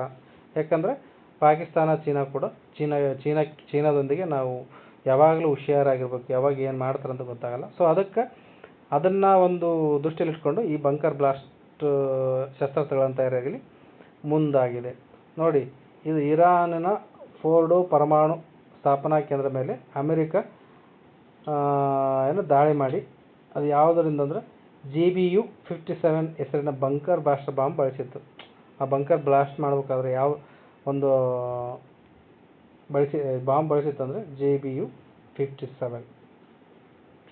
ನಮ್ಮಲ್ಲಿ ಏನು ಆತ್ಮನಿರ್ಧಾರ ಬಂಕರ್ ಬ್ಲಾಸ್ಟರ್ ಆವಿಷ್ಕಾರಕ್ಕೆ ಮುಂದಾಗಿರೋದು ಒಳ್ಳೆಯದು. ಯಾಕಂದರೆ ಆತ್ಮನಿರ್ಧಾರ ಅಂದರೆ ನಮ್ಮಲ್ಲೇ ತಯಾರಿಸ್ಬಿಟ್ಟು ನಾವೇ ಅದನ್ನ ಉಪಯೋಗಿಸ್ಕೊಳ್ಳೋದು.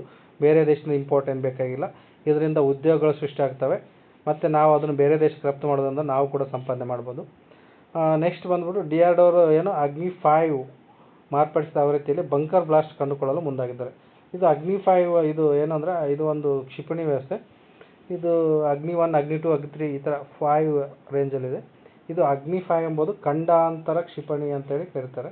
ಯಾಕೆ ಖಂಡಾಂತರ ಕ್ಷಿಪಣಿ ಅಂತಂದರೆ ಒಂದು ಖಂಡದಿಂದ ಮತ್ತೊಂದು ಖಂಡಕ್ಕೆ ಹೋಗಿ, ಈಗ ಏಷ್ಯಾ ಖಂಡದಿಂದ ಆಫ್ರಿಕಾ, ಅಮೆರಿಕಾ ಈ ಥರ ಬೇರೆ ಖಂಡಗಳಿಗೆ ಹೋಗಿ ದಾಳಿ ಮಾಡ್ತಕ್ಕಂಥ ಸಾಮರ್ಥ್ಯ, ಅಷ್ಟು ದೂರ ಹೋಗಿ ದಾಳಿ ಮಾಡ್ತಕ್ಕಂಥ ಸಾಮರ್ಥ್ಯ ಇರೋದ್ರಿಂದ ಇದನ್ನ ಖಂಡಾಂತರ ಕ್ಷಿಪಣಿ ಅಂತ ಕರೀತಾರೆ.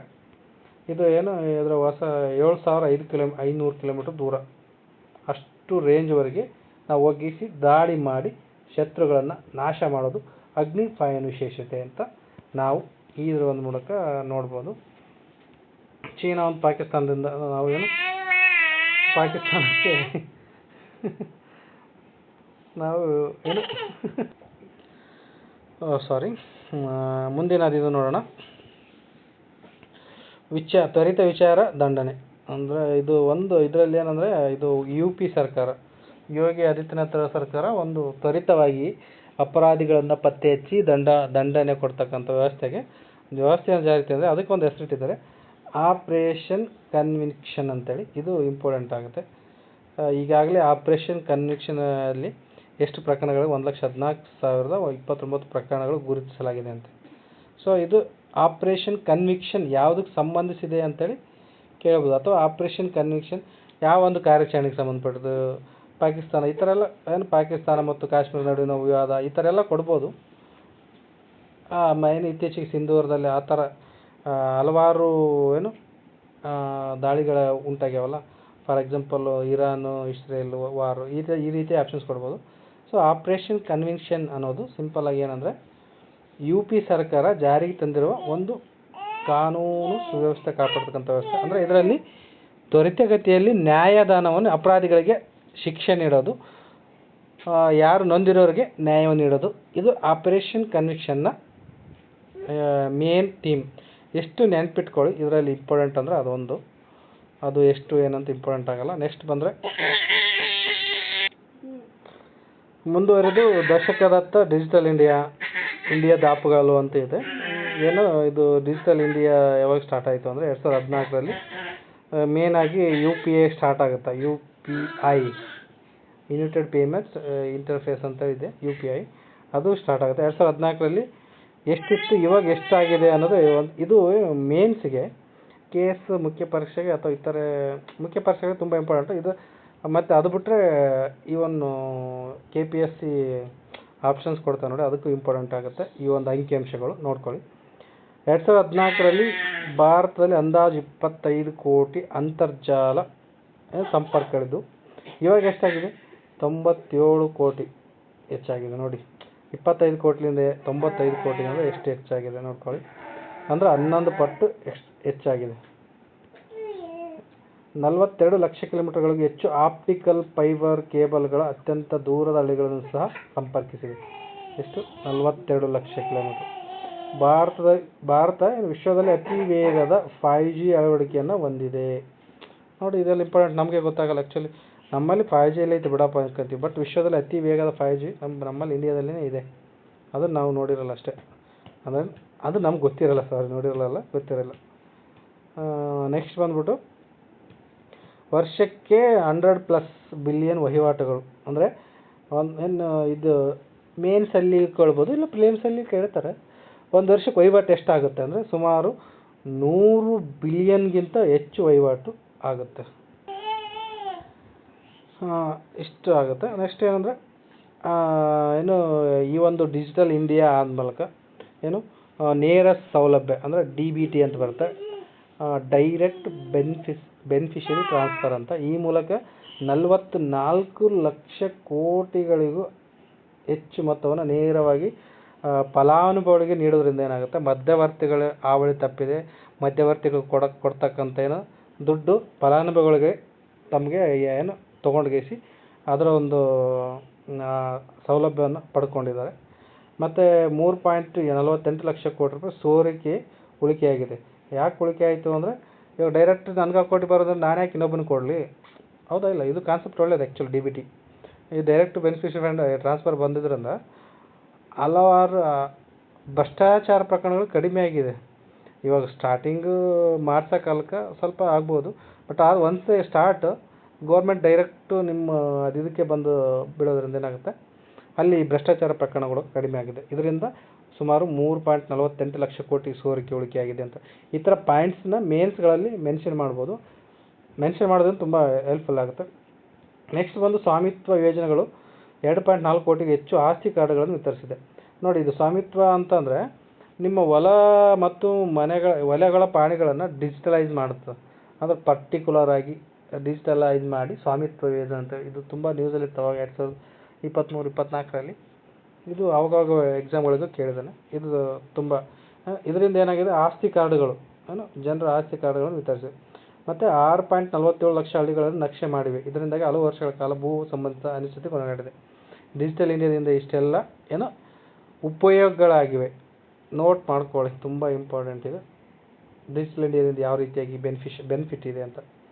ಮತ್ತು ONDC ಅಂದರೆ open network for digital commerce ಅಂತೇಳಿ. ಇದು ಒಂದು ಕ್ರಾಂತಿಕಾರಿ ವೇದಿಕೆಯಾಗಿದೆ. ಇದು ಏನಂದರೆ, ಖರೀದಿದಾರರ ಮತ್ತು ಮಾರಾಟಗಾರರ ವಿಶಾಲ ಮಾರುಕಟ್ಟೆಯೊಂದಿಗೆ ತಡೆರಹಿತ ಸಂಪರ್ಕ ಒದಗಿಸುವ ಮೂಲಕ ಅವಕಾಶ ಕಿರಿಕಿತ್ತದೆ. ಅಂದರೆ ನಾವು ಹೋಗಿಸಿ ಏನೋ ಒಂದು ತಗೊತೀವಲ್ಲ ಅಂಗಡಿಯಲ್ಲಿ, ಸರ್ ಫೋನ್ಪೇ ಮಾಡ್ತೀವಿ, ಜಿಪೇ ಮಾಡ್ತೀವಿ ಅಂತೇಳಿ, ಅದಕ್ಕೆ ಬರ್ತಕ್ಕಂಥ ನೆಟ್ವರ್ಕ್ ಯಾವುದು ಅಂದರೆ OCDC ಅಂದರೆ ಏನದು ONDCD ONDC ಅಂದರೆ open network for digital commerce. ಇದರಲ್ಲಿ ನಾವು ಇವಾಗ ಫೋನ್ಪೇ ಗಿನ್ಪೇ ಮಾಡ್ತೀವಲ್ಲ, ಅದು ಎಲ್ಲ ಈ ಒಂದು ನೆಟ್ವರ್ಕ್ ಆಧಾರ ಮೇಲೆ ಕಾರ್ಯಾಚರಣೆ ಆಗ್ತಾ ಇರುತ್ತೆ. ನೆಕ್ಸ್ಟ್ ಬಂದು ಇದೇನು ಕೋವಿಡ್ ಸಮಯದಲ್ಲಿ ಏನಾಗುತ್ತೆ, ವಿಶ್ವದ ಅತಿ ದೊಡ್ಡ ಡಿಸ್ಟರ್ಬೆನ್ಸು, ನನ್ನ ಮಗಳು ಹಂಗೆ ಮಾತಾಡ್ತಿರ್ತಾರೆ ಮಧ್ಯದಲ್ಲಿ. ಕೋವಿಡ್ ಸಮಯದಲ್ಲಿ ವಿಶ್ವದ ಅತಿ ದೊಡ್ಡ ಲಸಿಕಾ ಅಭಿಯಾನ ನಮ್ಮ ಭಾರತ ಮಾಡಿತು. ಇದರ ಡಿಜಿಟಲ್ ಇಂಡಿಯಾದಿಂದ 220 ಕೋಟಿ QR ಪರಿಶೀಲಿತ ಪ್ರಮಾಣ ಪತ್ರಗಳನ್ನ ಹಿಡಿದು ನಮಗೂ ಒಂದು ಬಂದಿತ್ತು, ಕೋವಿಡ್ ಹಾಕ್ಸ್ಕೊಂಡಿನಿ ಅಂತೇಳಿ. ಅದು ಡಿಜಿಟಲೈಸ್ಡ್. ಆವಾಗ ಆ ಕೋವಿಡ್ ಪ್ರಮಾಣ ಪತ್ರ ಇದ್ರೆ ಮಾತ್ರ ಸರಬರಾಜು ಎಲ್ಲಿಗಾರು ಹೋಗೋಕ್ಕೆ ಅವಕಾಶ ಇತ್ತು ಅವಾಗ. ಮತ್ತು 54 ಕೋಟಿ ಬಳಕೆದಾರರು ಹೊಂದಿರುವ ಡಿಜಿಲಾಕರ್ ಶೈಕ್ಷಣಿಕ ದಾಖಲಾತಿಗಳನ್ನು ಡಿಜಿಲಾಕರಲ್ಲಿ ಸುರಕ್ಷಿತವಾಗಿ ಡೌನ್ಲೋಡ್ ಮಾಡಿ ಇಟ್ಕೊಳ್ಬೋದು. ಅದು valid. Even for example driving license ಇರ್ಬೋದು. ಡ್ರೈವಿಂಗ್ ಲೈಸೆನ್ಸ್ ನೀವು ಮರೆತು ಹೋದ್ರು ಕೂಡ ಡಿಜಿಲಾಕರಲ್ಲಿ ತೋರಿಸಿ ನನ್ನ ಡ್ರೈವಿಂಗ್ ಸ್ಥಿತಿ ಅಂತೇಳಿ ನೀವು ಎಲ್ಲಿ ಪೊಲೀಸ್ ಹಿಡ್ಕೊಂಡಾಗ ತೋರಿಸ್ಬೋದು. ಮತ್ತು 775 ಕೋಟಿಗೆ ಹೆಚ್ಚು ದಾಖಲೆಗಳು ಸರಾಗ ಮತ್ತು ಸುರಕ್ಷಿತವಾಗಿವೆ. ಎಲ್ಲಿ? ಡಿಜಿಲಾಕರ್ನಲ್ಲಿ. ನಮ್ಮ G20 ಅಧ್ಯಕ್ಷತೆ ಮೂಲಕ ಭಾರತವು ಜಾಗತಿಕ DPI ಭಂಡಾರ ಮತ್ತು 25 ದಶಲಕ್ಷ ಸಾಮಾಜಿಕ ಪರಿಣಾಮ ನಿಧಿ ಪ್ರಾರಂಭಿಸಿತು. ಅಂದರೆ ಡಿಜಿಟಲ್ ಇಂಡಿಯಾಕ್ಕಾಗಿ $25 ದಶಲಕ್ಷ ಸಾಮಾಜಿಕ ಪರಿಣಾಮ ನಿಧಿಯನ್ನು ಮತ್ತು ಜಾಗತಿಕ DPI ಭಂಡಾರ ನಿಧಿ ಅಂತೇಳಿ ಪ್ರಾರಂಭ ಮಾಡಿದೆ. ಯಾವಾಗ G20 ಅಧ್ಯಕ್ಷತೆ ವಹಿಸ್ಕೊಂಡಿತ್ತಲ್ಲ ಆವಾಗ. ಅಂದರೆ ಡಿಜಿಟಲೈಸನ್ನು ಇನ್ನೂ ಪರಿಣಾಮಕಾರಿಯಾಗಿ ಅಭಿವೃದ್ಧಿಪಡಿಸೋಕ್ಕೋಸ್ಕರ. ಮತ್ತು ಏಷ್ಯಾದಂಥ ರಾಷ್ಟ್ರಗಳಿಗೆ, ಇದು ಆಫ್ರಿಕಾ ಮತ್ತು ದಕ್ಷಿಣ ಏಷ್ಯಾದಂಥ ರಾಷ್ಟ್ರಗಳಿಗೆ ಅಂತರ್ಗತ ಡಿಜಿಟಲ್ ಪರಿಸರ ವ್ಯವಸ್ಥೆಯನ್ನು ಅಳವಡಿಸಿಕೊಳ್ಳಲು ಸಹಾಯ ಮಾಡುತ್ತದೆ. ಈ ಯಾವ ವ್ಯವಸ್ಥೆ ಇದೈತೆ ನೋಡಿ, ಜಾಗತಿಕ DPI ಭಂಡಾರ ಮತ್ತು ಈ $25 ದಶಲಕ್ಷ ಸಾಮಾಜಿಕ ಪರಿಣಾಮ ನಿಧಿ. ಭಾರತ ಈಗ 1.8 ಲಕ್ಷಕ್ಕೂ ಹೆಚ್ಚು ನವೋದ್ಯಮಗಳನ್ನು ಹೊಂದಿರುವ ವಿಶ್ವದ 3 ನವೋದ್ಯಮ ಪೂರಕ ವ್ಯವಸ್ಥೆಗಳಲ್ಲಿ ಒಂದಾಗಿದೆ. This is very important. Bharat 1.8 ಲಕ್ಷಕ್ಕೂ ಹೆಚ್ಚು ನವೋದ್ಯಮಗಳನ್ನು ಹೊಂದಿದೆ. ಅದು ವಿಶ್ವದ ಅಗ್ರ 3 ನವೋದ್ಯಮ ಪೂರಕ ವ್ಯವಸ್ಥೆಗಳಲ್ಲಿ ಒಂದಾಗಿದೆ. ಈ ಥರ ಸ್ಟೇಟ್ಮೆಂಟ್ ಕೊಟ್ಟು ಇದರಲ್ಲಿ ಯಾವ್ದು ಸರಿ ಯಾವ್ದು ತಪ್ಪು ಅಂತಲೂ KPSC ಅವರು ಕೇಳ್ತಾರೆ. ನೆಕ್ಸ್ಟ್ ಬಂದ್ಬಿಟ್ಟು $1.2 ಶತಕೋಟಿ ಎ ಐ ಮಿಷನ್ ಮೂಲಕ. ಇಂಡಿಯಾ ಎ ಐ ಮಿಷನ್ನ ಇದು ಉದ್ದೇಶ ಏನಂತ ಕೇಳ್ಬೋದು. ಇದು ಇದ್ರ ಉದ್ದೇಶ ಏನಂದರೆ ಭಾರತವನ್ನು ಜಾಗತಿಕವಾಗಿ ಏನು ಮಾಡಬೇಕು, ಡಿಜಿಟಲ್ ಇಂಡಿಯಾನಾಗಿ ಜಾಗತಿಕ ವಿಚಾರಗಳಿಗೆ ಸಂಬಂಧಪಟ್ಟ ಡಿಜಿಟಲೈಸ್ ಇಂಡಿಯಾ ಮಾಡೋದು ಈ ಇಂಡಿಯಾ ಎ ಐ ಮಿಷನ್ನ ಉದ್ದೇಶ ಆಗಿರುತ್ತೆ. ಇದರಿಂದ ಏನಾಗುತ್ತೆ, ಜಾಗತಿಕ ಪ್ರತಿ ಗಂಟೆಗೆ 1 GPUಗಿಂತ ಕಡಿಮೆ ಬೆಲೆಯಲ್ಲಿ 34,000 GPUಗಳಿಗೆ ಪ್ರವೇಶ ಸಕ್ರಿಯಗೊಳಿಸುವುದು. ನನಗಿದೇನು ಅರ್ಥ ಆಗಿಲ್ಲ, ಸ್ವಲ್ಪ ನೋಡ್ಕೊಳ್ಳಿ. ನೆಕ್ಸ್ಟ್ ಬಂದ್ಬಿಟ್ಟು ಇಷ್ಟು ಏನು ಡಿಜಿಟಲ್ ಇಂಡಿಯಾದಿಂದ ಯಾವ ರೀತಿಯಾಗಿ ಬೆನಿಫಿಟ್ ಆಗಿದೆ, ಯಾವ ರೀತಿಯಾಗಿ ನಾವು ಮುಂದಾಡ್ತಾ ಇದ್ವಿ, ಎಷ್ಟೆಲ್ಲ ಏನು ಬೆನಿಫಿಟ್ ಇದೆ ಅನ್ನೋದನ್ನು ನಾವು ಈ ಒಂದು ಆರ್ಟಿಕಲಲ್ಲಿ ನೋಡ್ಬೋದು. ಅದರಲ್ಲಿರೋ ಅಂಕಿಅಂಶಗಳನ್ನು ಮುಖ್ಯ ಪರೀಕ್ಷೆಗೆ ಮತ್ತು ಇವನ್ ಫಿಲಿಮ್ಸಿಗೆ ಕೂಡ ಆಪ್ಷನ್ಸ್ ರೂಪದಲ್ಲಿ, ಆಯ್ಕೆಗಳ ರೂಪದಲ್ಲಿ ಕೂಡ ಕೇಳ್ಬೋದು. ನೆಕ್ಸ್ಟ್ ಬಂದು ಒಂದು ಆರ್ಟಿಕಲ್ ಇದೆ. ಇದು ಏನು ಆರ್ಟಿಕಲ್ ಅಂದರೆ ಎಲ್ಲೋಯ್ತು, ಕಾಯಿ ಕೊಬ್ಬರಿ ಏಕೆಷ್ಟು ದುಬಾರಿ.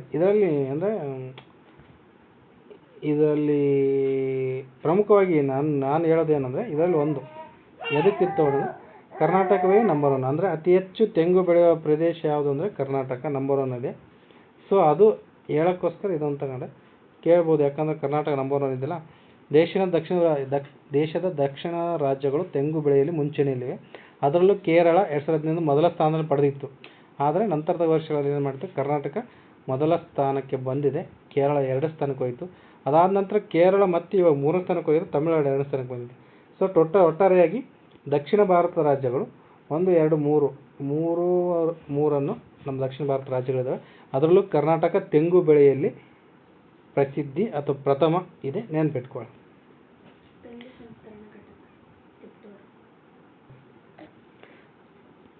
ಇದರಲ್ಲಿ ಇನ್ನೊಂದು ಇಂಪಾರ್ಟೆಂಟ್ ಏನಂದರೆ ತೆಂಗು ಸಂಸ್ಕರಣಾ ಘಟಕ ಅಂತೇಳಿ ತಿಪಟೂರಿನಲ್ಲಿದೆ. ಅದೊಂದು ಇಂಪಾರ್ಟೆಂಟ್ ಪರೀಕ್ಷಾ ದೃಷ್ಟಿಯಿಂದ ನೋಡ್ಕೊಳ್ಳಿ. ನೆಕ್ಸ್ಟು ಈ ಒಂದು ಏನು ಸ್ಟೆಮಿ ಸೇವೆ ಅಂತಿದೆ. ಇದು ಸ್ಟೆಮಿ ಸೇವೆ ಇತ್ತೀಚೆಗೆ ಸ್ವಲ್ಪ ಪ್ರಚಲಿತದಲ್ಲಿದೆ. ಯಾಕೆ ಪ್ರಚಲಿತದಲ್ಲಿದೆ ಅಂದರೆ, ಆಸಾಮದಲ್ಲಿ ಸರಣಿ ಹೃದಯಾಘಾತಗಳು ಸಂಭವಿಸಿದವು. ಸೊ ಎಲ್ಲಲ್ಲಿ ಹೃದಯಾಘಾತಗಳ ಸಂಖ್ಯೆ ಹೆಚ್ಚಾಗಿವೆ. ಆ ಹೃದಯಾಘಾತವನ್ನು ತಡೆಯೋಕ್ಕೋಸ್ಕರ ಆದಷ್ಟು ಬೇಗ ಪರಿಣಾಮಕಾರಿ ಚಿಕಿತ್ಸೆ ನೀಡೋ ದೃಷ್ಟಿಯಿಂದ ಎಲ್ಲ ತಾಲೂಕು ಕೇಂದ್ರಗಳು, ಆರೋಗ್ಯ ಕೇಂದ್ರಗಳಲ್ಲಿ ಸ್ಟೆಮಿ ಸೇವೆ ಅಂತ ಜಾರಿತಾರೆ. ಏನಿದು ಯೋಜನೆ ಅಂದರೆ ಏನಿಲ್ಲ, ಸಿಂಪಲ್. ಸ್ಟೆಮಿ ಯೋಜನೆಯು ಹೃದಯಾಘಾತದಿಂದ ಆಗುವ ಸಾವಿನ ಪ್ರಮಾಣ ಕಡಿಮೆ ಮಾಡಲು ರೂಪಿಸಲಾದ ಚಿಕಿತ್ಸಾ ವ್ಯವಸ್ಥೆ ಇದು. ಇದರಲ್ಲಿ ಏನು ಮಾಡ್ತಾರೆ ಅಂದರೆ, ಯಾವುದೇ ರೋಗಿ ಬಂದ ತಕ್ಷಣ ಹೃದಯ ಬೇನೆ ಆಗುತ್ತೆ ಅಂತೇಳಿ, ಎದೆ ಬೇನೆ ಆಗುತ್ತೆ ಅಂತ ಬಂದ ತಕ್ಷಣ ಅದರಲ್ಲಿ ಒಂದು ಸ್ಕ್ಯಾನ್ ತೆಗಿತಾರೆ. ಅದು ECG ಅಂತೇಳಿ. ECG ಮಾಡಿಬಿಟ್ಟು ಎಲ್ಲಿ ಕಳಿಸ್ತಾರೆ, ತಕ್ಷಣವೇ ಜಯದೇವ ಆಸ್ಪತ್ರೆಯ ಹೃದಯರೋಗ ತಜ್ಞರಿಗೆ ರವಾನೆ ಮಾಡಿಬಿಡ್ತಾರೆ. ಮೇಲ್ ಮೂಲಕ ಅಥವಾ ಯಾವುದೋ ಒಂದು ವ್ಯವಸ್ಥೆ ಮೂಲಕ, ವಾಟ್ಸಪ್ ಮೂಲಕ. ಅಂದರೆ ಅದರ ಏನಿದೆ, ಇದು ಹೃದಯಾಘಾತನ ಅಥವಾ ಬೇರೆ ಅದಿದರಿಂದ ಆಗ್ತಿದೆಯಾ, ಏನು ಮಾಡಬೇಕು ಚಿಕಿತ್ಸೆ ಅಂತ. ಸೊ ಅಲ್ಲಿ ಇಮಿಡಿಯೇಟ್ಲಿ ಅದನ್ನು ನೋಡಿಬಿಟ್ಟು, ಇಲ್ಲ ಹೃದಯಾಘಾತ ಇದ್ದರೆ ಹೃದಯಾಘಾತ ಇದೆ, ಈ ಥರ ಟ್ರೀಟ್ಮೆಂಟ್ ಕೊಡಿ ಅಂತೇಳಿ ಅಲ್ಲಿ ಅವ್ರು ರಿಪ್ಲೈ ಮಾಡ್ಬೋದು. ಇಲ್ಲ ಏನಿಲ್ಲ, ಸಿಂಪಲ್ ಇದೆ, ಏನೋ ಒಂದು ಚೀಟಿ ಟ್ಯಾಬ್ಲೆಟ್ಸ್ ಬರ್ದು ಕಳಿಸಿ ಅಂತ ಅವ್ರು ಸಜೆಷನ್ ಮಾಡ್ಬೋದು. ಅಂದರೆ ಹೃದಯಾಘಾತಗಳನ್ನು ಆದಷ್ಟು ಕಡಿಮೆ ಮಾಡೋ ಉದ್ದೇಶ ಈ ಸ್ಟೆಮಿ ಯೋಜನೆ. ಇದು ನೆನ್ಪಿಟ್ಕೊಳ್ಳಿ. ನೆಕ್ಸ್ಟ್ ಬೂಕರ್ ಬಾನು 88ನೇ ಸಾಹಿತ್ಯ ಸಮ್ಮೇಳನ ಅಧ್ಯಕ್ಷೆ ಅಂತಿದೆ. ಸೊ ಇತ್ತೀಚೆಗೆ ಬೂಕರ್ ಪ್ರಶಸ್ತಿಯನ್ನು ಪಡೆದಂಥ ಯಾರು, ಬಾನು ಮುಷ್ತಾಕ್ ಅಂತೇಳಿ ಇವರು ಒಬ್ಬರು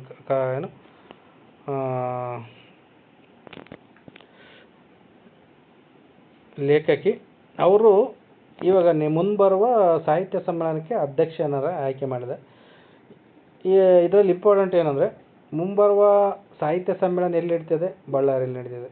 ಎಷ್ಟನೇದು, 88ನೇ ಅಖಿಲ ಭಾರತ ಕನ್ನಡ ಸಾಹಿತ್ಯ ಸಮ್ಮೇಳನ. ಇದರ ಅಧ್ಯಕ್ಷ ಯಾರು, ಇತ್ತೀಚೆಗೆ ಅಂತಾರಾಷ್ಟ್ರೀಯ ಬೂಕರ್ ಪ್ರಶಸ್ತಿ ವಿಜೇತರಾದ ಖ್ಯಾತ ಲೇಖಕಿ ಯಾರು, ಬಾನು ಮುಷ್ತಾಕ್ ಅವರಿಗೆ ಅಧ್ಯಕ್ಷರನ್ನಾಗಿ ಆಯ್ಕೆ ಮಾಡಿದೆ. ಇವರು ಕನ್ನಡ ಸಾಹಿತ್ಯ ಸಮ್ಮೇಳನದ ಅಧ್ಯಕ್ಷರಾದವರು ಇವರೇ ಮೊದಲ ಇಲ್ಲ, ಇವರು 5ನೇಯವರು.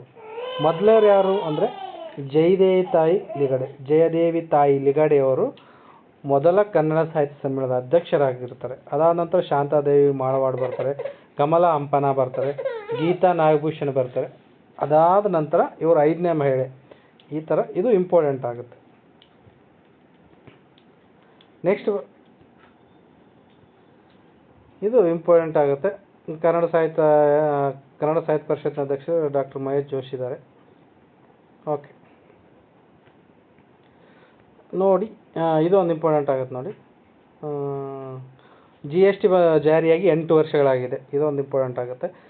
ಇಲ್ಲಿ ಏನೇನು ಇಂಪಾರ್ಟೆಂಟ್ ಆಗುತ್ತೋ ಕೆಲವಷ್ಟು ಇಂಪಾರ್ಟೆಂಟ್ ಪಾಯಿಂಟ್ಸ್ ನೋಡಿ, ಯಾಕಂದರೆ 8 ವರ್ಷ ಆಗಿದೆ. ನೆಕ್ಸ್ಟ್ ಇದು ಈ ಬಗ್ಗೆ ಹಾಟ್ ಟಾಪಿಕ್ ಇವು GST. ಸೊ ಇದು ಯಾವಾಗ ಜಾರಿ ಬಂತು? 2017 ಜುಲೈ 1ರಂದು ಜಾರಿಗೆ ಬಂದಿದೆ. ಇದರ ಉದ್ದೇಶ ಏನು? ಒಂದು ದೇಶ ಒಂದು ತೆರಿಗೆ ಎಂಬ ಪರಿಕಲ್ಪನೆ ಆದ ಮೇಲೆ ಇದು 2017ರಲ್ಲಿ ಜಾರಿಗೆ ಬಂತು. ಇದು ಯಾವ್ದು ಇದರ ಏನು ಹಿನ್ನೆಲೆ ಏನಂದರೆ, ದೇಶದಲ್ಲಿರ್ತಕ್ಕಂಥ ತೆರಿಗೆಗಳನ್ನು ಒಗ್ಗೂಡಿಸಿ ಸರಕು ಮತ್ತು ಸೇವೆಗಳ ಮೇಲೆ ಏನು ಮೌಲ್ಯವರ್ಧಿತ ತೆರಿಗೆ ಆಗ್ತಿದ್ರು ನೋಡಿ, ಅವೆಲ್ಲನೂ ಒಂದೇ ತೆರಿಗೆ ವ್ಯವಸ್ಥೆಯಲ್ಲಿ ಬರೋಕ್ಕೋಸ್ಕರ GST ಅಂತೇಳಿ ಜಾರಿಗೆ ತಂದರು. ಪರೋಕ್ಷ ತೆರಿಗೆಗಳು ಇದ್ದವಲ್ಲ, ಸುಮಾರು ಒಂದು 10-15 ಪರೋಕ್ಷ ತೆರಿಗೆ, ಸುಮಾರು ತೆರಿಗೆಗಳಿದ್ದು 15ರಿಂದ 20 ಪರೋಕ್ಷ ಇಲ್ಲಿದೆ ನೋಡಿ. 17 ಬಗೆಯ ಸ್ಥಳೀಯ ತೆರಿಗೆಗಳು ಮತ್ತು 13 ಬಗೆಯ ಸೆಸ್ಗಳನ್ನು ಸೇರಿಸಿ 5 ಸ್ಲ್ಯಾಬ್ಗಳನ್ನು ಮಾಡಿ GSTಯನ್ನು ಜಾರಿಗೆ ತರ್ತಾರೆ. ಅಂದರೆ 17 ಬಗೆಯ ಪರೋಕ್ಷ ತೆರಿಗೆಗಳಿದ್ದವಲ್ಲ ಅವುಗಳನ್ನು ಪ್ಲಸ್ 13 ಬಗೆಯ ಸೆಸ್ಗಳನ್ನು, ಇದು ಕೇಳ್ಬೋದು KPSCಗೆ, ಎಷ್ಟು ಬಗೆಯ ತೆರಿಗೆಗಳನ್ನು ಎಷ್ಟು ಬಗೆಯ ಸೆಸ್ಗಳನ್ನು ಸೇರಿಸ್ಬಿಟ್ಟು ಅಥವಾ ಏನೋ ಒಂದರಲ್ಲಿ ಹಾಕ್ಬಿಟ್ಟು ತೆರಿಗೆಯನ್ನು GSTಯನ್ನು ಜಾರಿಗೆ ತಂದರು ಅಂತ. ಸೊ ಇದನ್ನು ನೆನ್ಪಿಟ್ಕೊಳ್ಳಿ. ನೆಕ್ಸ್ಟ್ ಬಂದು GST ಜಾರಿಗೆ ತಂದರೆ GST ಮಂಡಳಿ ಒಂದು ರಚನೆ ಮಾಡಿರ್ತಾರೆ. ಈ GST ಮಂಡಳಿಗೆ ಯಾರು ಅಧ್ಯಕ್ಷರಾಗಿರ್ತಾರೆ? ಹಣಕಾಸು ಸಚಿವರು ಇರ್ತಾರೆ. ಆ ಹಣಕಾಸು ಸಚಿವರುಗಳು ಅಧ್ಯಕ್ಷರಾಗಿರ್ತಾರೆ. ಸದಸ್ಯರು ಯಾರಾಗಿರ್ತಾರೆ ಅಂದರೆ ರಾಜ್ಯಗಳ ಹಣಕಾಸು ಸಚಿವರು ಯಾರಿರ್ತಾರೆ ನೋಡಿ, ಅವರು GST ಸದಸ್ಯರಾಗಿರ್ತಾರೆ. ಅಧ್ಯಕ್ಷರು ಯಾರು? ಕೇಂದ್ರ ಹಣಕಾಸು ಸಚಿವರು ಅಧ್ಯಕ್ಷರಾಗಿರ್ತಾರೆ. ನೆನ್ಪಿಟ್ಕೊಳ್ಳಿ, ಇದು ಕೇಳಿದ್ದಾರೆ. ಪ್ರಧಾನಿ ಅಂತ ಹಾಕಿದ್ದೆ ನಾನು ಒಂದ್ಸಲ ಎಕ್ಸಾಮಲ್ಲಿ, ಬಟ್ ಇವರು ಯಾರು ಹಣಕಾಸು ಸಚಿವರು ಅವರು ಇರ್ತಾರೆ. ನೋಡಿ ಎಷ್ಟು ಸ್ಲ್ಯಾಬ್ ಇದ್ದಾವೆ ಅಂತೇಳಿ ನಿಮಗೆ ಕೇಳ್ಬೋದು. ಎಷ್ಟು ಸ್ಲ್ಯಾಬ್? 5 ಸ್ಲ್ಯಾಬ್ಗಳಿದ್ದಾವೆ. ಯಾವ 5 ಸ್ಲ್ಯಾಬ್ಗಳು ಅಂದರೆ, 5 ಸ್ಲ್ಯಾಬ್ ಅಲ್ಲ, 4 ಇದ್ದಾವೆ. ಒಂದು 5%, ಅದಾದ 12%, ಆಮೇಲೆ 18%, 28, 5, 12, 18, 28 ಇವು 4 ರೀತಿಯ ಸ್ಲ್ಯಾಬು. ಆ್ಯಕ್ಚುಲಿ 5 ಇದನ್ನು ಕೇಳಿದ್ರು ಒಂದು ಸರ್ ಆಪ್ಷನ್ಸು. 5 ರೀತಿಯ ಸ್ಲ್ಯಾಬ್ಗಳಿದು ಅಂತ ನನಗೆ ಹಂಗಾಗಿ ಅದೇ ನೆನಪು ಬಂತು. ಬಟ್ ತಪ್ಪದು, 4 ರೀತಿಯ ಸ್ಲ್ಯಾಬ್ಗಳಿದ್ದಾವೆ. ಈ GSTಯಲ್ಲಿ ಅತಿ ಹೆಚ್ಚು GST ಸಂಗ್ರಹ ರಾಜ್ಯ ಯಾವುದಂದರೆ, ಫಸ್ಟಿಗೆ ಬರೋದೆ ಯಾವುದು? ಮಹಾರಾಷ್ಟ್ರ. ನೋಡಿ 3.6 ಲಕ್ಷ ಕೋಟಿ ರೂಪಾಯಿನ ಸಂಗ್ರಹಣೆ ಮಾಡುತ್ತೆ. ಸೆಕೆಂಡ್ ಬಂದು ನಮ್ಮ ಕರ್ನಾಟಕ. ವಾವ್, ನೋಡಿ ಸೆಕೆಂಡ್ ಸ್ಥಾನ ಇದೆ. ವೆರಿ ಇಂಪಾರ್ಟೆಂಟ್ ಆಗುತ್ತೆ. ಥರ್ಡ್ ಬಂದು ಗುಜರಾತ್. ನಾವು ಆಲ್ಮೋಸ್ಟ್ ಗುಜರಾತ್ ಸೆಕೆಂಡ್ ಇರುತ್ತೆ ಅಂತ ಅನ್ಕೊಂತೀವಿ, ಇಲ್ಲ ಗುಜರಾತ್ ಫಸ್ಟ್ ಅನ್ಕೊಂತೀವಿ. ಯಾಕೆ ಗುಜರಾತ್ ಅಂದರೆ ಶ್ರೇಷ್ಠ, ಕೆಲವೊಬ್ರು ಮೈಂಡಲ್ಲಿ Gujarat is first developed state ಅಂತ ಈ ಥರ ಥಿಂಕ್ ಮಾಡ್ತೀವಿ. ಬಟ್ ಗುಜರಾತ್ ಎಷ್ಟೇ ಮುಂದುವರೆದು ಕೂಡ ನಮ್ಮ ಕರ್ನಾಟಕ ಹಿಂದೇನಿದೆ. ಕರ್ನಾಟಕ ಗುಜರಾತಕ್ಕಿಂತ ತುಂಬ ಚೆನ್ನಾಗಿ ಡೆವಲಪ್ ಆಗಿದೆ. ನೋಡಿ 1.60 ಲಕ್ಷ ಕೋಟಿ ನಾವು ಸಂಗ್ರಹಣೆ ಮಾಡ್ತೀವಿ, ಅವ್ರು 1.37 ಲಕ್ಷ ಕೋಟಿ ಅಷ್ಟೇ ಸಂಗ್ರಹಣೆ ಮಾಡ್ತಾರೆ. ಸೊ ಇವು ಫಸ್ಟು 1, 2, 3, 4 ಒಂದು ಸ್ವಲ್ಪ ನೆನ್ಪಿಟ್ಕೊಳ್ಳಿ. Maharashtra first, Karnataka second, Gujarat third, Tamil Nadu fourth. So ಇದು 1, 2, 3 1 by 1 ಸೀರಿಯಲ್ ಆಗಿ ಕೇಳ್ಬೋದು, ಯಾವ್ದು ಫಸ್ಟ್ ಯಾವ್ದು ಸೆಕೆಂಡ್ ಅಂತ, ಅದು ನೆನ್ಪಿಟ್ಕೊಳ್ಳಿ. ನೆಕ್ಸ್ಟ್ ಬಂದು ಎಲ್ಲೋಯ್ತು? 8 ವರ್ಷ ಆಯಿತು. ಧರ್ಮ ನಿರಪೇಕ್ಷ ಸಮಾಜವಾದಕ್ಕೆ ವಿರೋಧ ಅನಗತ್ಯ ಅಂತಿದೆ. ಅಂದರೆ ಇತ್ತೀಚೆಗೆ ಕೆಲವೊಬ್ಬರು ಹೇಳಿಕೆಗಳನ್ನು ಕೊಟ್ಟರು. ಅದಾದ ತುರ್ತು ಪರಿಸ್ಥಿತಿಯಲ್ಲಿ 50 ವರ್ಷ ಆಗಿತ್ತು. ಅಂದರೆ 1975 ಜೂನ್ 25ಕ್ಕೆ ತುರ್ತು ಪರಿಸ್ಥಿತಿ ಏರಿಬಿಟ್ಟು 50 ವರ್ಷಗಳಾಯಿತು. ಆ ಹಿನ್ನೆಲೆಯಲ್ಲಿ ಕೆಲವು ಕಾರ್ಯಕ್ರಮಗಳನ್ನು ಮಾಡಿದರು ಕೆಲವೊಬ್ಬರು, ಅವರು ಇವರು. ಆವಾಗ ಕೆಲವೊಬ್ಬರು ಹೇಳಿಕೆಗಳನ್ನು ಕೊಟ್ಟಿದ್ರು. ಯಾಕಂದರೆ ಏನು ಕೊಟ್ಟರು ಅಂದರೆ, ತುರ್ತು ಪರಿಸ್ಥಿತಿ ಏರಿದ ಸಂದರ್ಭದಲ್ಲಿ ಸಮಾಜವಾದಿ ಮತ್ತು ಜಾತ್ಯತೀತ ಧರ್ಮ ನಿರಪೇಕ್ಷ ಒಂದು ಪದಗಳನ್ನು ಸೇರಿಸ್ತಾರೆ. ಏನಾಗುತ್ತಂದರೆ 1976ರಲ್ಲಿ 42ನೇ ತಿದ್ದುಪಡಿ ಆಗುತ್ತೆ. ಅಂದರೆ ತುರ್ತು ಪರಿಸ್ಥಿತಿ ಏರಿದ ಸಂದರ್ಭದಲ್ಲಿ ಆವಾಗ ಈ ಸಂವಿಧಾನದ ಪೀಠಿಕೆ ಅಥವಾ ಪೂರ್ವ ಪೀಠಿಕೆ ಅಂತ ಹೇಳ್ತಾರಲ್ಲ, ಅದಕ್ಕೆ ತಿದ್ದುಪಡಿ ಮಾಡಿ ಸಮಾಜವಾದಿ ಮತ್ತು ಜಾತ್ಯತೀತ ಅಂತೇಳಿ ಪದಗಳನ್ನು ಸೇರ್ಪಡೆ ಮಾಡ್ತಾರೆ. ಆ ಪದಗಳು ತೆಗಿಬೇಕು ಅಂತೇಳಿ ಇತ್ತೀಚೆಗೆ ಕೆಲವರು ಹೇಳಿಕೆ ಕೊಟ್ಟರು. ಯಾಕೆ ತೆಗಿಬೇಕು ಅಂತ ಅವ್ರಿಗೆ ಕಾರಣ ಕೊಡ್ತಾರೆ. ಸಿಂಪಲ್ಲಾಗಿ ಅವಾಗ ಯಾವುದೇ ಸರ್ಕಾರ ಅಸ್ತಿತ್ವದಲ್ಲಿತ್ತು, ಆಡಳಿತ ಪಕ್ಷ ಇದ್ದಿಲ್ಲ. ಯಾಕಂದ್ರೆ ತುರ್ತು ಪರಿಸ್ಥಿತಿ ಏರಿದ್ರಲ್ಲ, ಏರಿರೋದ್ರಿಂದ ಅಲ್ಲಿ ಏನಾಗಿತ್ತು, ಯಾವುದೇ ಆಡಳಿತ ಇಲ್ದಾಗ, ಯಾವುದೇ ಒಂದು ಚರ್ಚೆಗಳಿಲ್ದೇ ಸರ್ವಾಧಿಕಾರ ರೀತಿಯಲ್ಲಿ ಅವ್ರು ಸೇರ್ಪಡೆ ಮಾಡಿದ್ದಾರೆ. ಸೊ ಅದನ್ನು ತೆಗಿಬೇಕು, ಅದು ನಮ್ಮ ದೇಶಕ್ಕೆ ಅದನ್ನು ಇನ್ನೂ ಸೇರಿಸ್ಬೇಕಾದ್ರೆ ಮತ್ತೆ ಚರ್ಚೆ ಮಾಡಿ ಸೇರಿಸಿ ಅಂತ ಚರ್ಚೆಗಳಿದ್ದು. ಸೊ ಹೀಗಾಗಿ ಅದು ಇಂಪಾರ್ಟೆಂಟ್ ಆಗುತ್ತೆ. ಸೊ ಇದನ್ನು 42ನೇ ತಿದ್ದುಪಡಿ 1976 ಆಯಿತು. ಏನು ಇದರಲ್ಲಿ ಏನಾಗುತ್ತೆ, ಸಮಾಜವಾದಿ ಜಾತ್ಯತೀತ ಪದಗಳನ್ನು ಸಂವಿಧಾನದ ಪೀಠಿಕೆಗೆ ಸೇರಿಸ್ತಾರೆ.